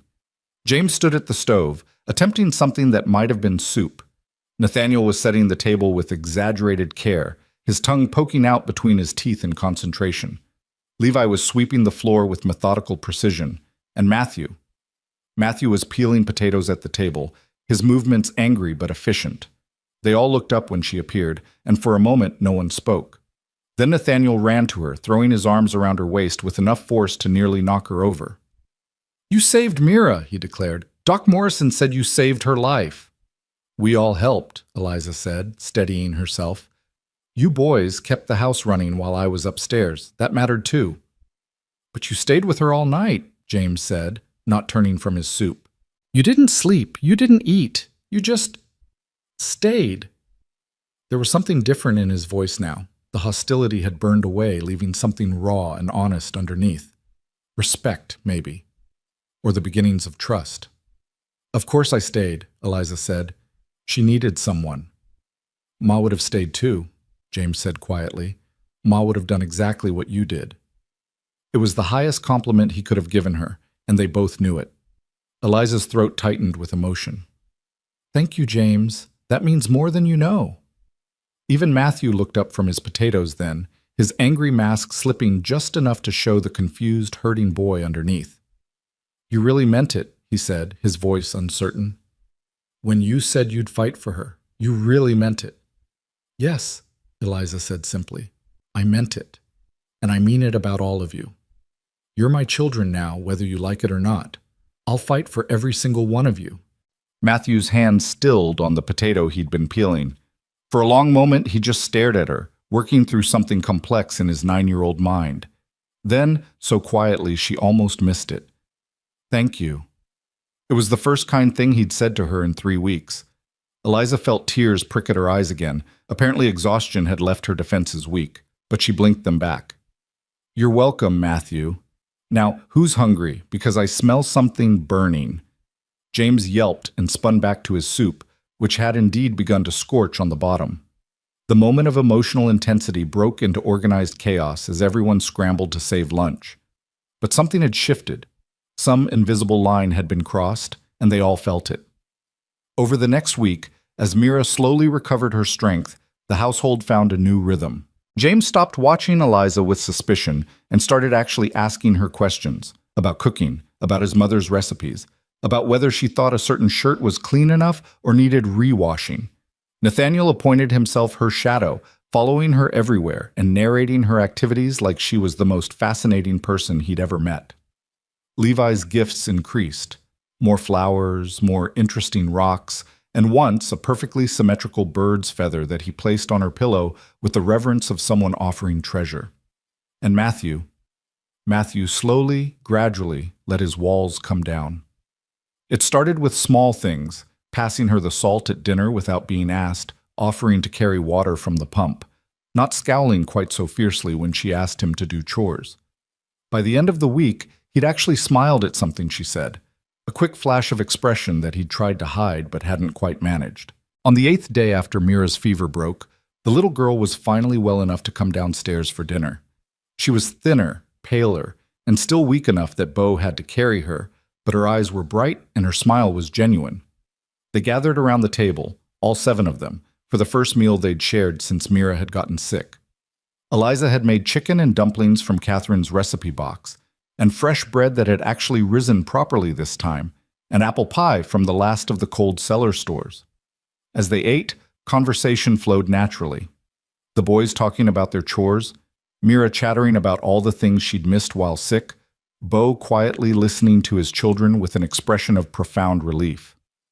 Eliza watched them all, these people who'd become hers through circumstance and choice, and felt something loosen in her chest. This was what family felt like, she realized. Not blood, not biology, just people who showed up for each other, who fought for each other, who chose to stay even when staying was hard. Miss Eliza? Mira's small voice cut through the conversation. Can I ask you something? Of course, sweetheart. When I was really sick and I woke up for a little bit, you said you loved me. Did you mean it? The table went quiet. All eyes turned to Eliza, waiting for her answer. She could feel Beau's gaze particularly, though she didn't dare look at him. Yes, Eliza said, her voice steady despite the emotion threatening to swamp her. I meant it. I love you, Mira. I love all of you. Even me? Matthew asked, his voice small. Even though I was mean to you? Even you, Eliza confirmed. Especially you, Matthew, because I understand why you were angry, and I'm not going anywhere, no matter how much you push. Nathaniel beamed at her. I love you too, Miss Eliza. Levi, silent as always, simply reached across the table and squeezed her hand once before returning to his dinner, but the message was clear. James cleared his throat, his face flushing slightly. We wanted to tell you something, all of us. We talked about it while you were taking care of Mira. Oh? Eliza's heart started beating faster. Yeah. James glanced at his siblings, gathering courage. We know you're not our ma. You're not trying to be our ma, and we appreciate that. But you're here, and you care, and you fight for us. So we thought, we wanted to know if, can we call you Mama? Mira blurted out, unable to wait for James to finish his carefully prepared speech. Not instead of our first mama, but like a second mama? The mama who's here now? Eliza couldn't speak, couldn't breathe. The question hung in the air like something holy, like an offering she didn't deserve but desperately wanted to accept. You don't have to, James added quickly, misreading her silence. We know it's a big thing to ask. We just thought, yes, Eliza managed, her voice breaking. Yes, you can call me Mama. I'd be honored. The smile that broke across Mira's face was brighter than the New Mexico sun. Really? Really? Then can you tuck me in tonight, like a real mama would? Of course, baby girl. Of course I will. Dinner continued with lighter hearts and fuller laughter. After the meal, after the dishes were washed and put away, after the children had scattered to their evening activities, Eliza found herself alone on the back porch, watching the sun set over the distant mountains. Bo joined her there, 2 tin cups in his hands. He offered one to her, Catherine's cup, with its scratched flower, filled with coffee that was actually drinkable this time. Thank you, Eliza said, accepting it gratefully. They stood in comfortable silence for a while, sipping their coffee, watching the sky turn from blue to gold to deep purple. Finally, Bo spoke. They mean it, about calling you Mama. It's not just gratitude talking, or relief that Mira's alive. They've chosen you. All of them, even Matthew. I know, Eliza said softly. I can feel it.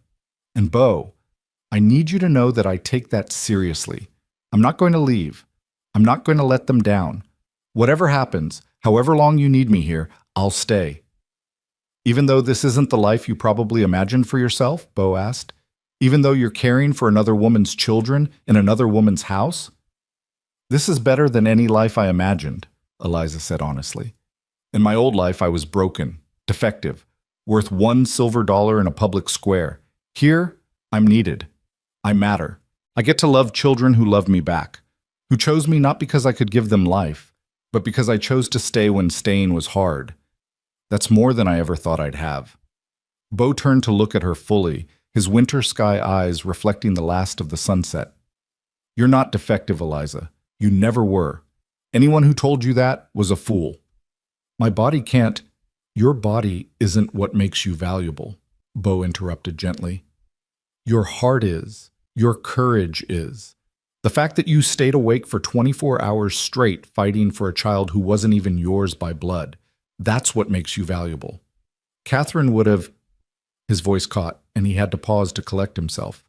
Catherine would have loved you, would have called you sister, would have been grateful beyond words that her children found you when they needed someone most. Eliza's tears fell freely now, running down her cheeks unchecked. I wish I could have known her. She's here, Bo said, gesturing to the house behind them. In her recipes, in her children, in the way this home was built with love. You're not erasing her, Eliza. You're honoring her, keeping her alive through the life you're giving her children. Thank you, Eliza whispered, for bringing me here, for giving me this chance, for not judging me. Thank you, Bo countered, for staying, for fighting, for loving them, even when they made it hard. They finished their coffee as the last light faded from the sky and the stars began to appear, countless and bright in the clear desert air.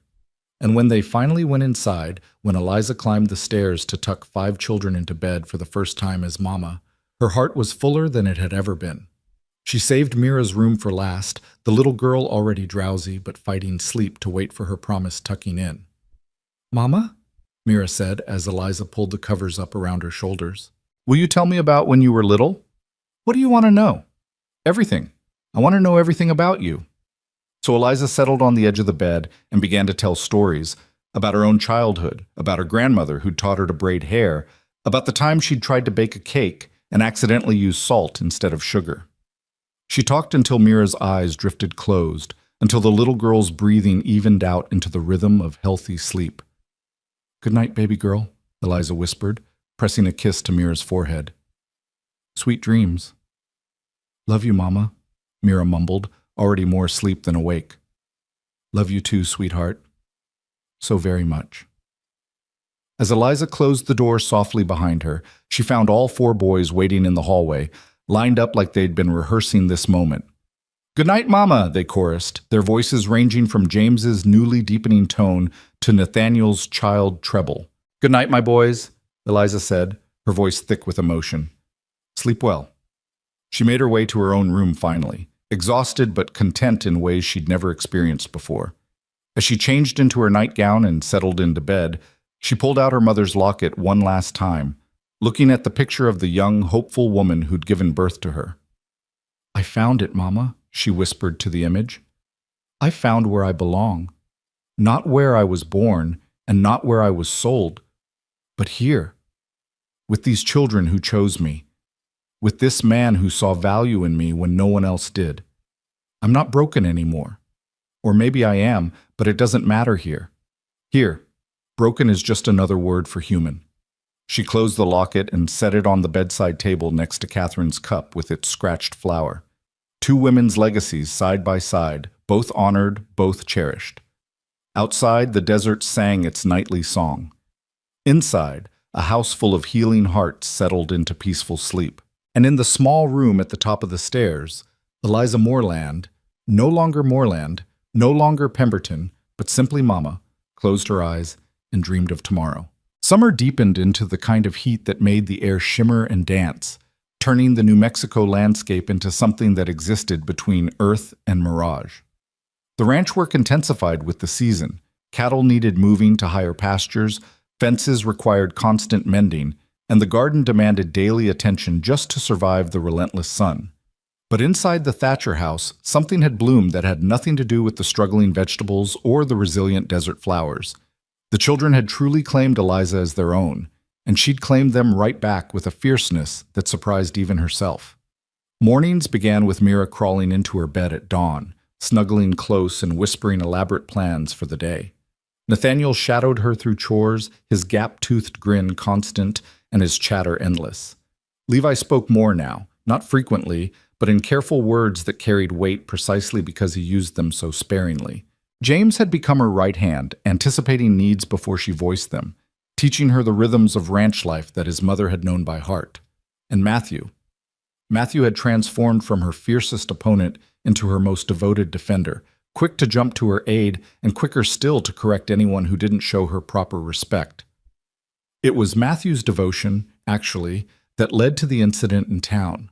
6 weeks after Mira's recovery, they needed supplies from Ash Ridge that couldn't wait for the monthly supply run. Flour and sugar had run dangerously low, and Doc Morrison had sent word that he had medicine for Eliza to pick up, a tonic he'd ordered special for building Mira's strength after her illness. "I'll go," Bo had said at breakfast, but Eliza shook her head. "You've got that fence line in the north pasture that can't wait. James told me about it last night. Said if it's not fixed today, you'll lose cattle to the ravine." She wiped her hands on her apron, decision made. "I'll take the wagon to town. Matthew and Nathaniel can come with me for an extra set of hands." Bo had looked uncertain, his coffee cup pausing halfway to his lips. "Are you sure? The folks in Ash Ridge, they weren't exactly kind to you when you left." "Then they can practice being kind now," Eliza said with more confidence than she felt. "I'm not the woman they sold 6 weeks ago, Bo. I'm different now. I have a home, I have children, I have a place where I belong. They can't take that from me."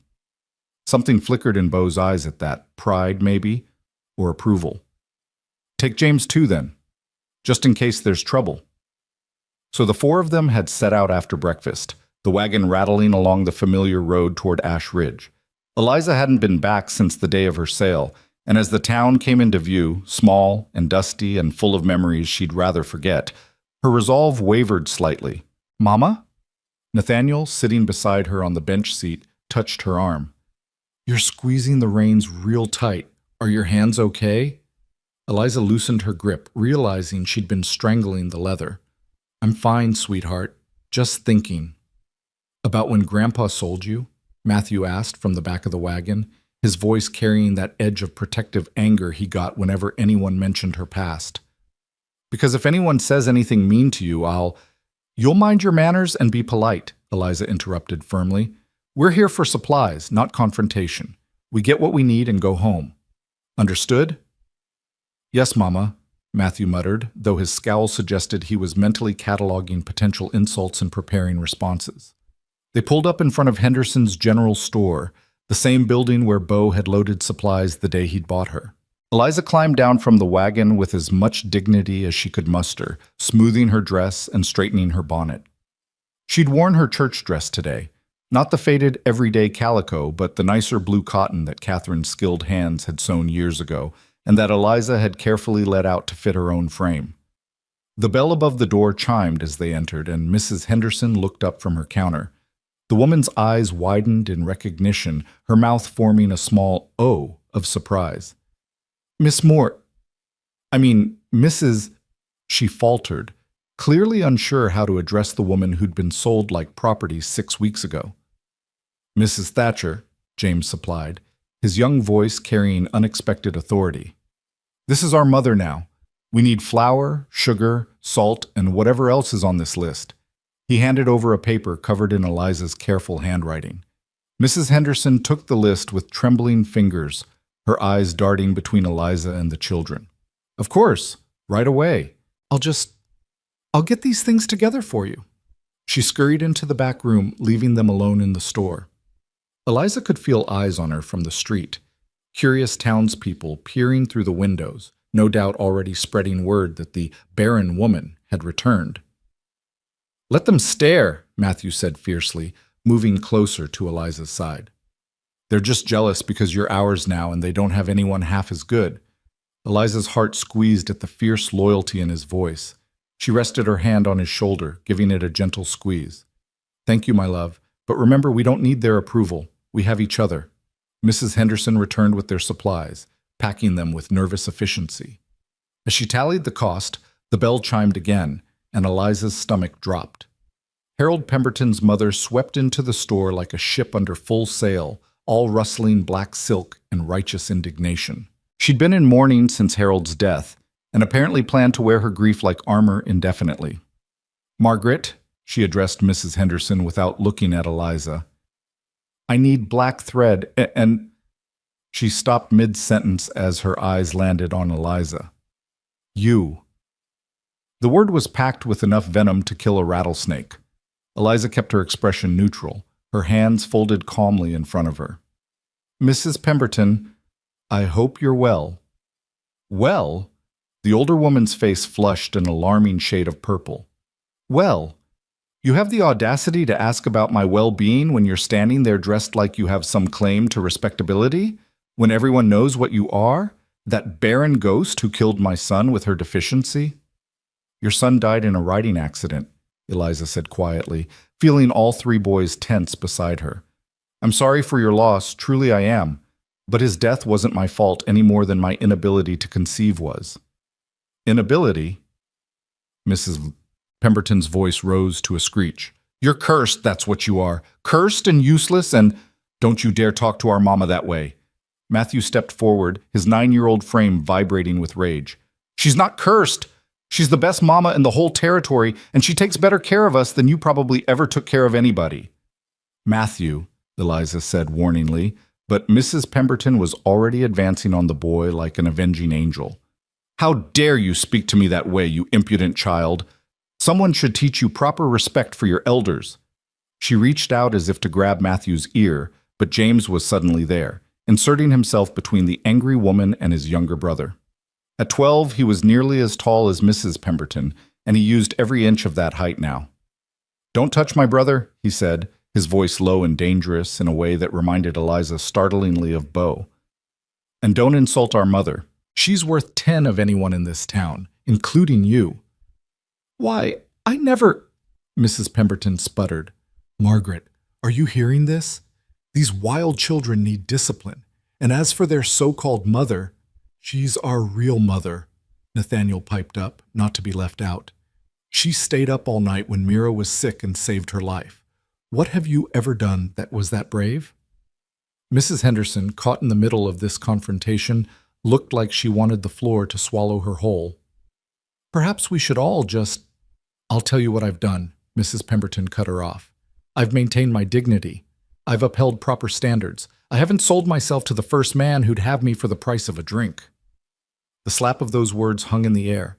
Eliza felt her carefully maintained composure crack slightly, felt the old shame trying to worm its way back into her heart. But before she could respond, before she could defend herself, all three boys were talking at once. "Pa paid $1 because that's all she was worth to this terrible town. He saved her from you awful people. She's the best thing that ever happened to us."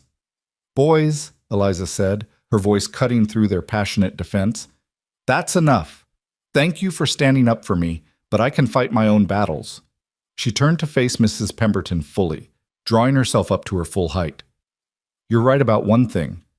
Bo Thatcher bought me for $1 in a public square. Do you know why he only paid $1? Mrs. Pemberton's mouth worked soundlessly. "Because no one else bid," Eliza continued, her voice steady and clear. "Because every person in this town had already decided I was worthless based on something I couldn't control. But Bo Thatcher, he saw something different. He saw someone who could love his children, who could keep his home, who could show up every single day and do the work that matters. And I have. Every day for 6 weeks, I've proven that my worth has nothing to do with my womb and everything to do with my heart." She took a step closer to Mrs. Pemberton, and the older woman actually backed up slightly. "So you can call me cursed, you can call me barren, you can call me whatever you want, but those boys standing behind me, they call me Mama, and their sister who's home resting because I fought through a night of fever to save her life. She calls me Mama, too. Their father, who works himself to exhaustion every day to provide for his family, he calls me the best decision he ever made." Eliza's voice dropped lower, more intense. "So I'll ask you, Mrs. Pemberton, what do people call you? Because from where I'm standing, all I see is a bitter woman wearing her grief like a badge of honor, using it as an excuse to tear down anyone who's found a way to be happy despite their losses." The silence that followed was absolute. Mrs. Henderson stood frozen behind her counter. The boys stared at Eliza with expressions of awe and pride. And Mrs. Pemberton looked like she'd been slapped. "How dare you?" she finally whispered. "How dare you speak to me that way?" "I dare because I'm not afraid of you anymore," Eliza said simply. "I'm not afraid of this town anymore. You already did your worst to me, and I survived. I more than survived. I found a family who loves me. What more can you possibly take from me?" Mrs. Pemberton turned on her heel and stormed from the store, the bell chiming violently with her exit. In the aftermath, Eliza's hands started to shake, the adrenaline of confrontation finally catching up with her. "Mama, that was amazing," Nathaniel breathed. "You were like a hero in a story." "You made her run away," Matthew added with deep satisfaction. "She couldn't even think of anything to say back." James just looked at her with new respect in his eyes. "Pa was right," he said quietly. "You are the best decision he ever made." Mrs. Henderson cleared her throat nervously. "Your total comes to $3.47, Mrs. Thatcher, and I want you to know what you said was right. We were all wrong about you. I'm sorry for that." Eliza counted out the money with still trembling hands. "Thank you, Mrs. Henderson. That means more than you know." They loaded their supplies into the wagon and headed for Doc Morrison's office next. The doctor was waiting for them, a bottle of dark liquid in his hands. "Tonic for young Mira," he said, handing it to Eliza. "1 spoonful with breakfast every day for the next month. Should help rebuild her strength after that scarlet fever." "Thank you, doctor." Eliza tucked the bottle carefully into her bag. "How much do I owe you?" "Nothing," Doc Morrison said. "Consider it payment for the excellent nursing you provided. Not many folks could have brought that child through what you did. You've got a gift, Mrs. Thatcher." "It's just Eliza, please. Or Mama, if you ask the children." She smiled at that, still getting used to the title. "Mama suits you," the doctor said with a rare smile of his own. "Now get those boys home before they cause any more scenes. I already heard about the confrontation at Henderson's. News travels fast in a small town." Of course it did. Eliza ushered the boys back to the wagon, eager to be away from Ash Ridge and back to the safety of the ranch. But as they passed the town square, that cursed square where she'd stood on a platform 6 weeks ago, someone called her name. "Eliza! Eliza, wait!" She turned to see her brother Thomas running toward them, his 16-year-old frame all awkward angles and earnest desperation. She hadn't seen him since the day of her sale, and the sight of him now brought a complicated rush of emotions. "Thomas," she said, pulling the wagon to a stop. Her brother skidded to a halt beside them, breathing hard. "I heard you were in town. I've been hoping. I wanted to see you, to apologize." "For what?" "For not stopping Pa. For not standing up for you when he sold you like—" Thomas's voice cracked. "I should have done something. I should have protected you." Eliza climbed down from the wagon, leaving the boys watching with intense curiosity. She approached her little brother, not so little anymore, and saw the guilt eating him alive. "Thomas, you were 15 years old. What could you have done?" "Something. Anything. I could have told Pa I wouldn't let him do it.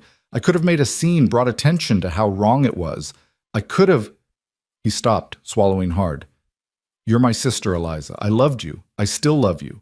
And I let them sell you." "You didn't let them do anything," Eliza said gently. "Pa made his choice, and Ma supported it, and that was that. You couldn't have stopped them any more than I could have." "Are you happy?" Thomas asked suddenly, looking past her to the boys in the wagon. "With the Thatchers? Are they treating you well?" "I'm happier than I've ever been," Eliza said honestly.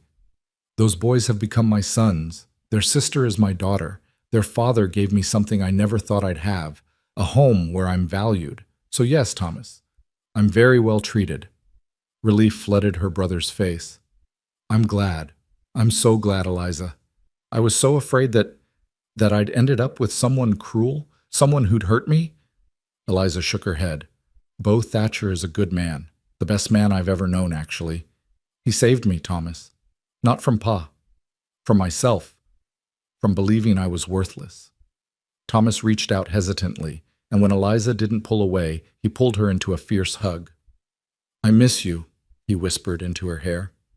"The house is so quiet without you. Ma doesn't talk anymore, just sits and stares. And Pa drinks more than ever." "I'm sorry," Eliza said, meaning it, "but I can't come back, Thomas. That's not my home anymore." "I know. Can I visit you? At the ranch?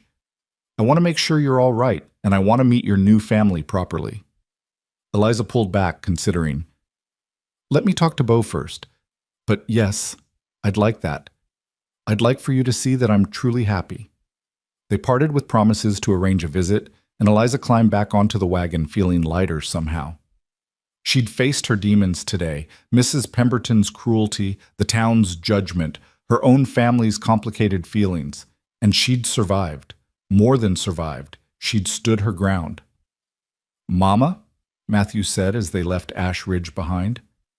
"Was that your brother?" "Yes, that was Thomas." "Is he nice? Can we trust him?" The fierce protectiveness in Matthew's voice made Eliza smile. "He's nice, yes. And he's family, both my old family and potentially part of our new family, if he'd like to be." "Our family's getting bigger," Nathaniel observed happily. "First we got you, now maybe we'll get an uncle too." James, more practical, said, "Pa will want to know about the incident at the store, about Mrs. Pemberton." "I'll tell him," Eliza assured him. "All of it. He deserves to know." They rode home in comfortable silence, the afternoon sun beating down, but the wagon full of supplies, and the children full of pride in their mother's bravery. When they finally pulled up to the ranch, Beau was waiting on the porch, clearly anxious about how the trip had gone. One look at Eliza's face, and his shoulders relaxed. "No trouble?" "Some trouble," Eliza admitted, climbing down. "But nothing we couldn't handle. Boys, help unload these supplies. Your father and I need to talk." The boys scattered with the efficiency of well-trained soldiers, and Eliza followed Beau around to the back of the house where they could have privacy. She told him everything. Mrs. Pemberton's venom, the boys' fierce defense, her own confrontation with the older woman, and finally, the unexpected reunion with Thomas. Beau listened in silence, his face unreadable. When she finished, he was quiet for a long moment, staring out at the distant mountains. "I should have gone with you," he said finally. "I needed to do this myself," Eliza countered. "I needed to prove to them and to myself that I'm not the broken woman they sold 6 weeks ago." "You were never broken," Beau said, turning to look at her with those winter sky eyes. but I understand needing to prove it to yourself." He paused. "Your brother, do you want him to visit? If it's all right with you, he's the only family I have left who doesn't think I'm cursed." "Of course it's all right. This is your home, Eliza. You can invite whoever you want."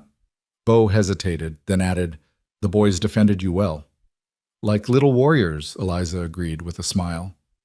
"They were ready to take on the whole town for my honor." "They love you." "I love them too, more than I ever thought possible." Something shifted in Bo's expression at that, something she couldn't quite name. He took a step closer, close enough that she could feel the warmth radiating from his sun-heated skin. "Eliza, I need to tell you something.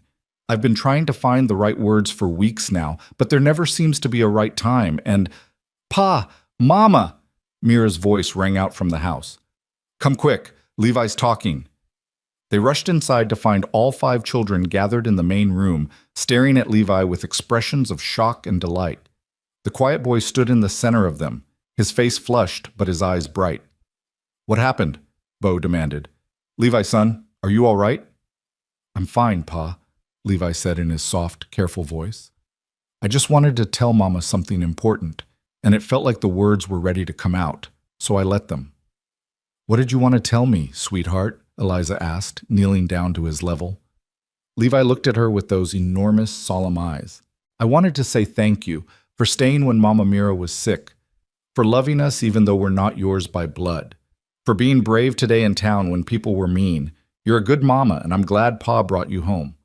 Eliza's vision blurred with tears. "Oh, Levi, my sweet boy. I'm glad he brought me home too. So very glad." Levi stepped forward and wrapped his arms around her neck, hugging her with the fierce intensity of a child who'd been saving up affection for months. Eliza held him tight, feeling the last piece of her new family click into place.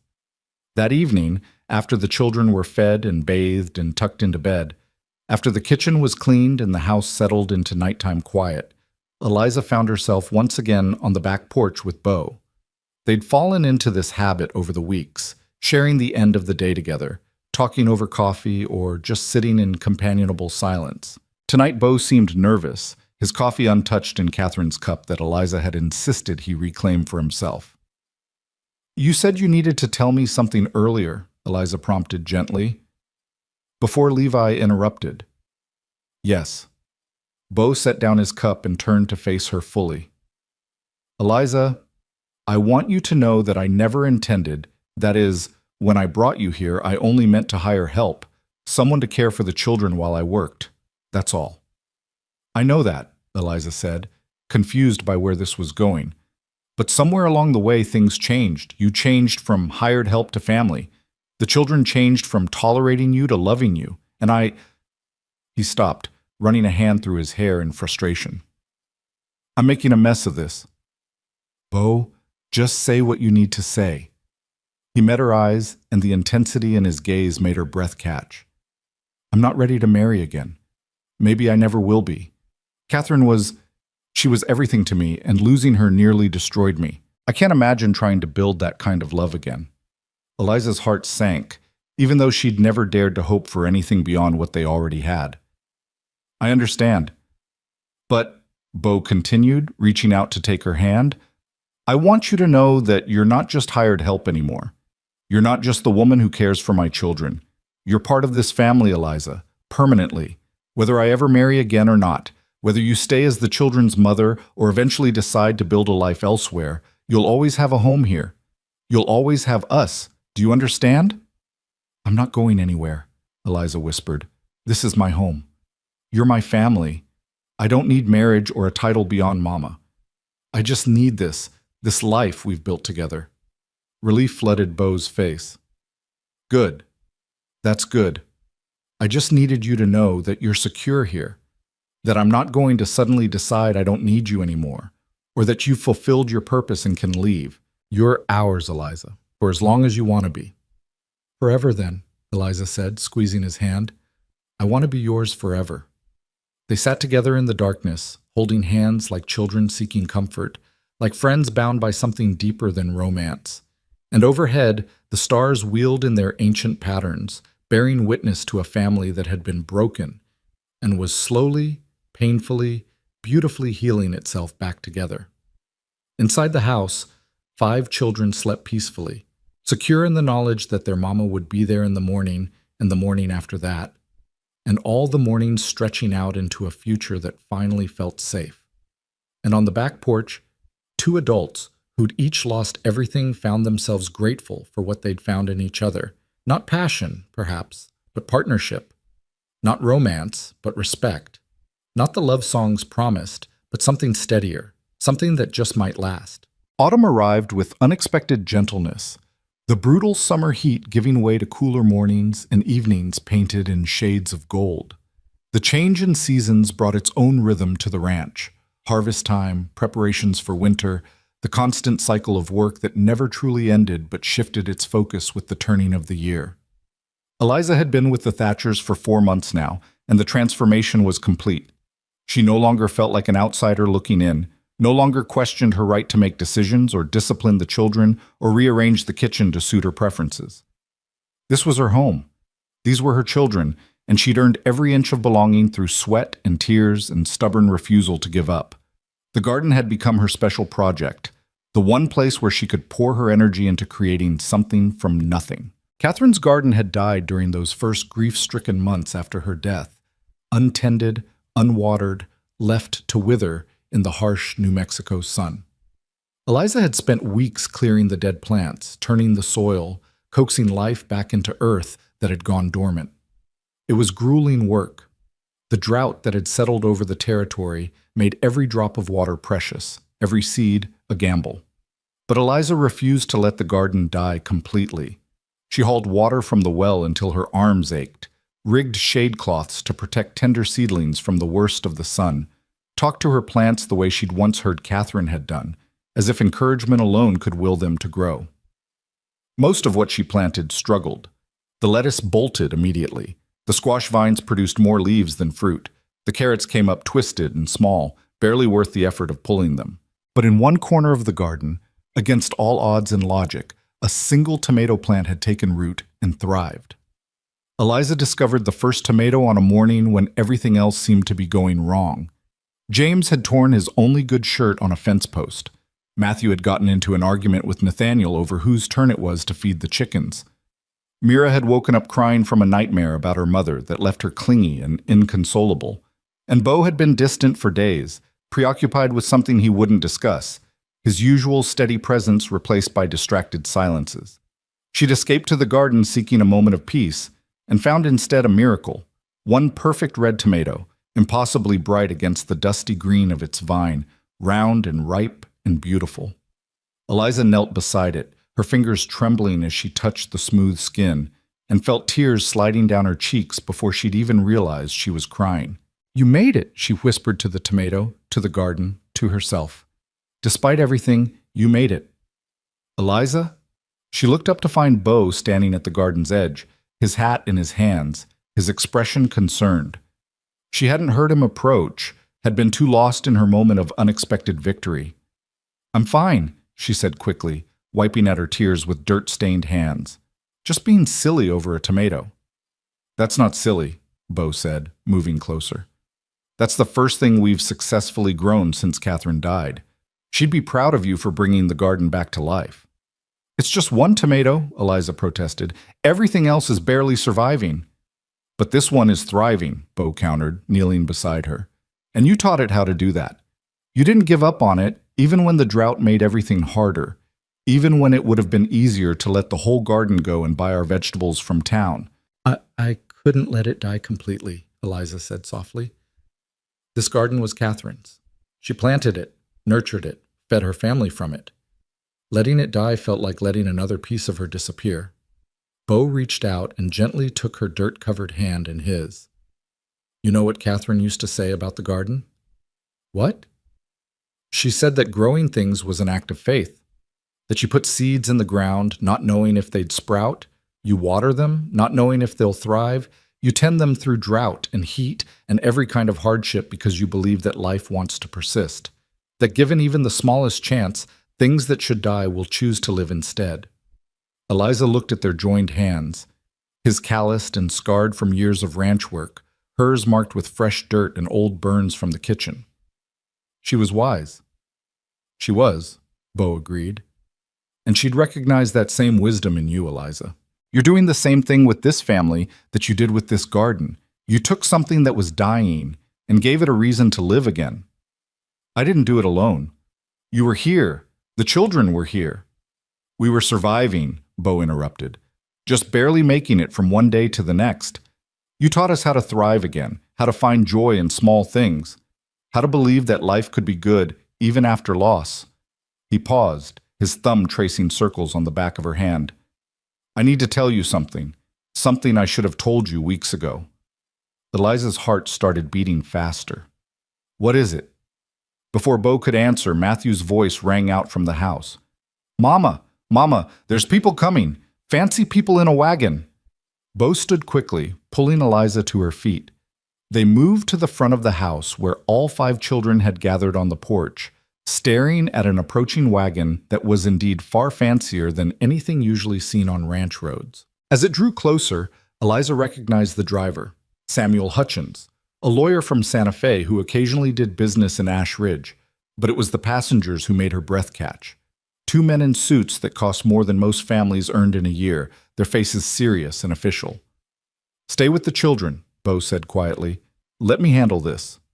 But Eliza had a sinking feeling that whatever these men wanted, it involved her. She gathered the children close, her arms around Mira and Nathaniel, while the older boys flanked her protectively. Samuel Hutchins climbed down from the wagon, doffing his hat respectfully.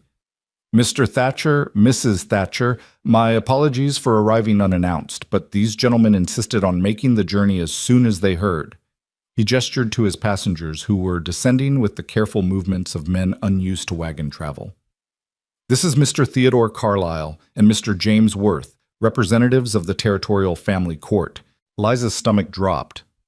Family Court. That meant only one thing. Someone was challenging her place here, claiming she had no legal right to these children. What's this about? Bo's voice was level, but Eliza could see the tension in his shoulders. Mr. Carlyle, the older of the 2 officials, stepped forward. Mr. Thatcher, we've received a formal complaint regarding the welfare of your children. Specifically, concerns have been raised about the unusual circumstances under which you acquired Miss Eliza Moreland as their caregiver. Mrs. Thatcher, James said sharply, she's our mother. I understand that's what you call her, son, Mr. Carlyle said with practiced gentleness. But legally speaking, there's no adoption papers, no marriage certificate, no formal arrangement that gives Miss Moreland any legal standing as your guardian. The complaint suggests that your father essentially purchased a woman in a public auction and installed her in his home with 5 children. That's concerning from a legal standpoint. Who filed the complaint? Bo demanded. Mr. Worth consulted a paper. A Mrs. Agnes Pemberton of Ash Ridge.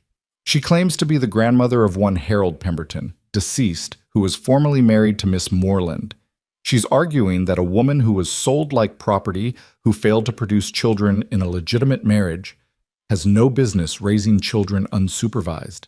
That's a lie, Matthew shouted. Mama's the best. She saved Mira's life. She takes care of us better than anyone. Matthew, inside, Eliza said quietly. All of you, inside the house. But Mama, inside now. Let your father and me handle this. The children reluctantly obeyed, though she could see faces pressed against the windows immediately, watching with fearful eyes. Once they were gone, Eliza turned to face the officials with her head held high. Mrs. Pemberton has never forgiven me for not giving her grandchildren, she said clearly. Her son's death was convenient ammunition, but this isn't about my fitness as a mother. This is about revenge for not fulfilling her expectations. Be that as it may, Mr. Carlyle said, we're obligated to investigate any formal complaint regarding child welfare. We'll need to inspect the home, interview the children, and assess whether they're being properly cared for. Of course, Bo said tightly. You're welcome to inspect whatever you need, but I want it on record that Eliza has been the best thing to happen to this family since my wife died. My children love her. She's transformed our home, and if you try to take her from us, you'll have a fight on your hands. No one's talking about taking anyone anywhere yet, Mr. Thatcher, Samuel Hutchins interjected. Let's all take a breath and handle this professionally. The next 2 hours were excruciating. The officials went through every room of the house, making notes about cleanliness and organization. They checked the children's sleeping arrangements, examined their clothes for signs of wear or neglect, looked through the pantry to assess food supplies. They questioned each child separately, asking about their daily routines, whether they were happy, whether they felt safe, whether Eliza had ever mistreated them in any way. Eliza stood in the kitchen the whole time, her hands gripped so tightly together that her knuckles had gone white. Bo stayed close, a solid presence at her shoulder, but even his support couldn't calm the terror rising in her chest. They were going to take her away. She'd finally found a home, a family, a purpose, and it was going to be ripped from her because of one bitter woman's vendetta. When the officials finally emerged, the children trailing behind them with tear-stained faces, Mr. Carlyle's expression was unreadable. "Based on our investigation," he said formally, "we've found the following. The home is exceptionally well maintained. The children are clean, well-fed, and properly clothed. They show no signs of physical abuse or neglect. In fact, they appear to be thriving under Miss Moreland's care." Relief flooded through Eliza so powerfully she nearly collapsed. Bo's hand steadied her elbow. "However," Mr. Carlyle continued, and the relief turned to ice, "the legal irregularity of the situation remains concerning.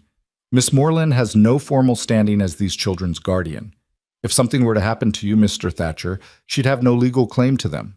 They could be taken by relatives, sent to an orphanage, or distributed among other families. That's not a stable situation for children who've already lost one parent." "Then tell me what I need to do to fix it," Bo said urgently. "Whatever legal paperwork you need, whatever arrangements have to be made, I'll do it. Just tell me how to protect her place in this family." Mr. Worth and Mr. Carlyle exchanged glances. "The simplest solution would be marriage," Mr. Worth said. "If Miss Moreland were your legal wife, her position as the children's mother would be unassailable. No one could challenge it." "Then we'll marry," Bo said without hesitation. Eliza's heart stopped. "Bo, no, you said you weren't ready. You said you might never be ready." "I also said you were part of this family permanently," Bo countered, turning to face her. "I meant that, Eliza. If marrying you is what it takes to keep you here, to protect you from people like Agnes Pemberton, then that's what we'll do." "But that's not— You can't marry me just to satisfy a legal technicality," Eliza protested. "You loved Catherine. You said you couldn't imagine building that kind of love again.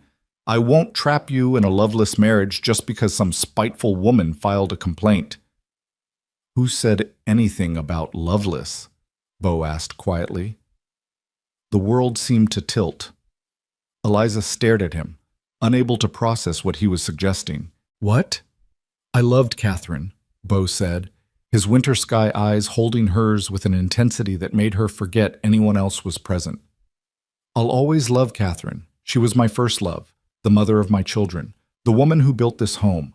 But Eliza, somewhere in the last 4 months, I've come to love you too. Differently, maybe. Not the same passionate rush I felt at 20, but something steadier. Something that feels like coming home after a long day, like coffee on a cold morning, like a tomato that shouldn't grow but does anyway," Eliza whispered, understanding flooding through her. "Exactly like that," Bo agreed. "You took root in impossible soil, Eliza. In a house full of grief. In a family that was barely surviving. In a man who thought he'd never feel anything but loss again. And despite everything, you thrived. You made us thrive. And I don't want to imagine a life without you in it." "Ma, I love you too," Eliza said, the words spilling out before she could second-guess them. "I didn't mean to. I wasn't supposed to. But I do. I love you, and I love those children, and I love this life we've built together." "Then marry me," Bo said, "not because the law requires it, though that's convenient. Not because you need legal protection, though you do. Marry me because I'm asking you to, because I want you as my partner in everything, because I choose you every single day, and I want the world to know it." "Yes," Eliza breathed. "Yes. Of course, yes." The kiss that followed was witnessed by 2 officials, 1 lawyer, and 5 children pressed against the windows, and it was perfect, gentle, and certain, and full of promise. Mr. Carlyle cleared his throat loudly. "Well, that was efficient. I assume you'll want us to perform the ceremony. We have the authority to marry couples in emergency circumstances, and I'd say this qualifies." "How soon?" Bo asked, not taking his eyes off Eliza. "We could do it right now, actually. We'd need 2 witnesses who aren't the couple or related to them." "I'll witness," Samuel Hutchins volunteered immediately, "and I'm sure one of the ranch hands could serve as the second witness." "Ranch hands are all out in the far pasture today," Bo said. "Won't be back until sundown." "Your brother could witness," Eliza said suddenly. "Thomas. He wanted to visit anyway, and this way he could be part of it. If someone could ride to Ash Ridge—" "I'll go," James volunteered, bursting from the house. "I'll ride fast, Mama. I'll bring him back before supper." "We really should resolve this today," Mr. Carlyle said. "The complaint remains active until we can report back that the situation has been legally rectified." "Then, James, ride fast but ride safe," Bo instructed. "Bring Thomas back if he's willing. And tell him his sister is getting married and we'd be honored to have him here." James was already running for the barn, his young face split with a grin. The other children spilled out of the house, chattering excitedly, asking 1,000 questions at once. Mira attached herself to Eliza's leg with the tenacity of a burr. "Are you really marrying Pa?" she demanded. "Does that mean you'll be our mama forever and ever? Does that mean nobody can take you away?" "That's exactly what it means, sweetheart," Eliza said, scooping the little girl up. "Forever and ever, no one can take me away from you." The next few hours passed in a blur of activity. The officials made themselves comfortable on the porch, reviewing paperwork and discussing legal formalities. Matthew and Nathaniel were dispatched to tidy the house. "It needs to look nice for a wedding," Nathaniel insisted. Levi, in his quiet way, picked wildflowers from the areas around the garden and fashioned them into a simple bouquet. And Mira insisted on helping Eliza change into her church dress, the good blue cotton that had belonged to Catherine. "Mama Catherine would want you to wear it," Mira said seriously, smoothing the fabric. "She'd be happy that Pa found you. She'd want him to be happy again." "Do you really think so?" Eliza asked, her throat tight with emotion. "I know so," Mira said with the absolute certainty of childhood. "I asked her last night in my prayers, and she told me. She said to tell you thank you for taking care of us, and that she's glad we're going to be a real family now." Eliza gathered the little girl close, tears streaming down her face. "I'm glad too, baby girl. So very glad." Thomas arrived just as the sun was beginning its descent toward the mountains, dusty from the ride and wide-eyed at the chaos he'd entered. James had explained the situation during the journey, so he came prepared with congratulations and barely contained excitement.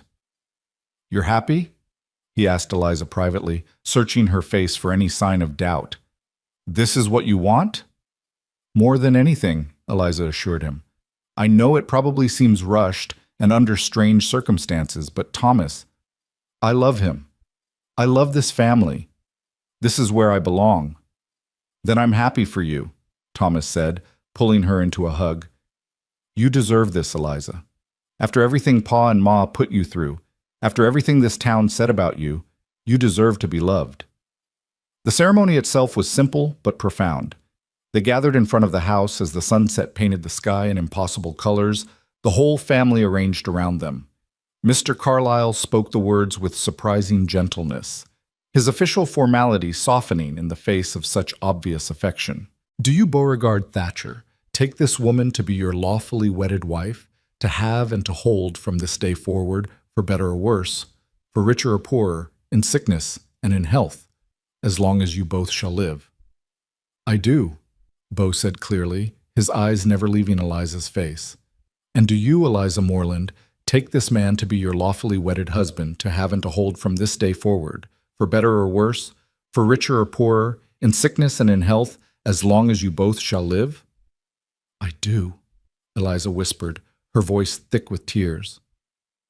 "By the authority granted to me by the territory of New Mexico, I now pronounce you husband and wife. You may kiss your bride." The kiss was witnessed by 5 cheering children, 1 beaming brother, 2 pleased officials, and 1 satisfied lawyer, and it felt like sealing a promise that had been made weeks ago but was only now being formalized. When they broke apart, Bo rested his forehead against hers and murmured, "Hello, Mrs. Thatcher." "Hello, Mr. Thatcher," Eliza replied, laughing through her tears.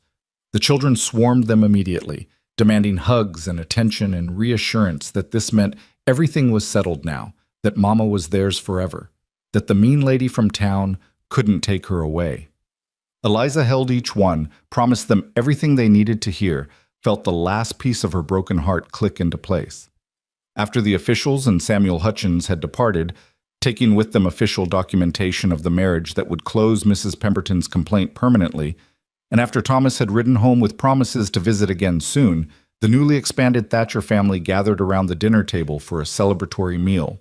Eliza had prepared Catherine's special pot roast recipe, and dessert was a single perfect tomato, sliced and shared among 7 people with reverence usually reserved for communion. "This is the best tomato I've ever tasted," Nathaniel declared around his mouthful. "That's because Mama grew it," Mira said proudly. "She made it grow when everything else was dying." "She taught us that sometimes the most important things are the ones that seem impossible at first," James added, his 12-year-old wisdom making him sound far older. "Like making a garden grow in a drought, or making a family heal after losing someone, or finding love when you thought you'd lost the ability to feel it." Bo reached across the table and took Eliza's hand, squeezing gently. "Your brother's getting philosophical in his old age." "He's right, though," Eliza said. "All the best things are the ones that shouldn't work but do anyway. Like this family, like this life, like us." After dinner, after the children had been tucked into bed with extra hugs and reassurances, after the house had settled into peaceful quiet, Eliza and Bo found themselves once again on the back porch, sharing the end of the day together. But tonight was different. Tonight they sat closer, his arm around her shoulders, her head resting against his chest. "I was trying to figure out how to ask you," Bo said into the comfortable silence, "before those officials showed up. I'd been working on it for weeks, trying to find the right words, the right moment. I wanted to do it properly, romantically, not as a response to a legal threat." "I don't care about romantic gestures," Eliza said. "I care that you meant it, that you weren't just saying it to satisfy Mr. Carlyle." "I meant every word," Bo assured her. "Catherine taught me that love doesn't have to look the same every time, that you can love someone with passion and fire, and you can love someone else with steadiness and comfort, and both kinds of love are real. Both kinds matter." "I'll never try to replace her," Eliza promised, "in your heart or in this house." "You're not replacing her," Bo said gently. "You're writing a new chapter. Catherine was the story of my youth, my first great love, the mother who gave my children life. You're the story of my second chance, the woman who taught me that life continues even after loss, the mother who gave my children hope. There's room for both stories in one life." They sat together watching the stars emerge, talking quietly about their hopes for the future, making plans for the ranch and the children and the garden that would need replanting in spring. And as the night deepened and the desert sang its ancient song, they moved inside together for the first time as husband and wife, ready to build on the foundation they'd been constructing since that day in Ash Ridge, when a desperate man paid $1 for a woman the world had decided was worthless. The years that followed were not easy. Ranch life never was. And raising 5 children through adolescence into adulthood presented challenges that no amount of love could completely smooth over. But through it all, through droughts and good harvests, through children's triumphs and heartbreaks, through the slow mellowing that came with age and experience, Eliza and Bo built something that lasted. The garden flourished under Eliza's patient care, eventually producing enough vegetables to feed the family and sell surplus in town. Matthew grew into a fine young man, his anger transformed into passion for justice that led him to study law. James took over more and more of the ranch operations, his steady competence a mirror of his father's. Levi found his voice, and with it, a talent for storytelling that kept the family entertained on long winter nights. The twins, inseparable as always, grew into capable adults who never quite lost their childhood joy. And when travelers passed the Thatcher Ranch in later years, they would slow their wagons to read the hand-carved sign by the fence, "Not for sale," and wonder at its meaning. The locals knew the story, of course, how Bo Thatcher had bought his second wife for a single dollar in a public auction, how she'd arrived broken and left whole, how she'd taken a dying garden and a grief-stricken family and loved them back to life through sheer stubborn refusal to give up. Some said the sign referred to the ranch itself, a declaration that no amount of money could convince the Thatchers to abandon the land they'd worked so hard to maintain. Others claimed it was about the garden, about Eliza's fierce protection of the space she'd brought back from the dead. A few romantic souls insisted it was about love itself, a reminder that the best things in life, once freely chosen, could never be bought or sold. They were all right, in their way. On summer evenings, long after the children had grown and started families of their own, Eliza and Beau could still be found on that back porch, gray-haired and weathered, but content in ways that had nothing to do with ease and everything to do with choosing each other every day for decades. They'd share coffee from the old tin cups, Catherine's with its scratched flower, and Eliza's that Levi had given her that first week, and talk about the day's work and the grandchildren's latest adventures, and whether the garden would need extra water tomorrow. And sometimes when the light was right and the evening air carried the scent of tomatoes ripening in the garden, Eliza would remember standing on that platform in Ash Ridge, being sold like cattle, believing her life was over. She'd remember the tall rancher who'd stepped forward with a single silver dollar and a promise that she wouldn't be judged anymore. She'd remember 5 grieving children who'd taught her that family was a choice, not an accident of biology. And she'd remember the moment she'd understood that broken things could still grow, that impossible soil could still nurture life, that a woman worth $1 could become priceless through the simple act of staying. "What are you thinking about?" Beau would ask, seeing that distant look in her eyes. "Just grateful," Eliza would reply, taking his hand. "Grateful for the man who saw value where others saw only deficiency. Grateful for the children who taught me that love multiplies instead of divides. Grateful for a single tomato that reminded me that not everything worth keeping comes easy. But it does come," Beau would finish, squeezing her hand. "Yes," Eliza would agree, watching the sun set over the land they'd built a life on together. "Eventually, it comes." And in the garden, where Catherine's hands had first broken ground and Eliza's had coaxed it back to life, tomatoes grew wild and bright, bearing fruit long past the season when such things should have withered and died. Because that's what love did, in the end. It made impossible things possible. It nurtured life in the harshest conditions. It transformed one silver dollar into riches beyond measure. The sign by the fence, "Not for sale," stood for generations, its meaning clear to anyone who cared to understand. Some things, once freely chosen and faithfully tended, become so valuable that no price could ever purchase them. Not land, not gardens, not family, and certainly not love.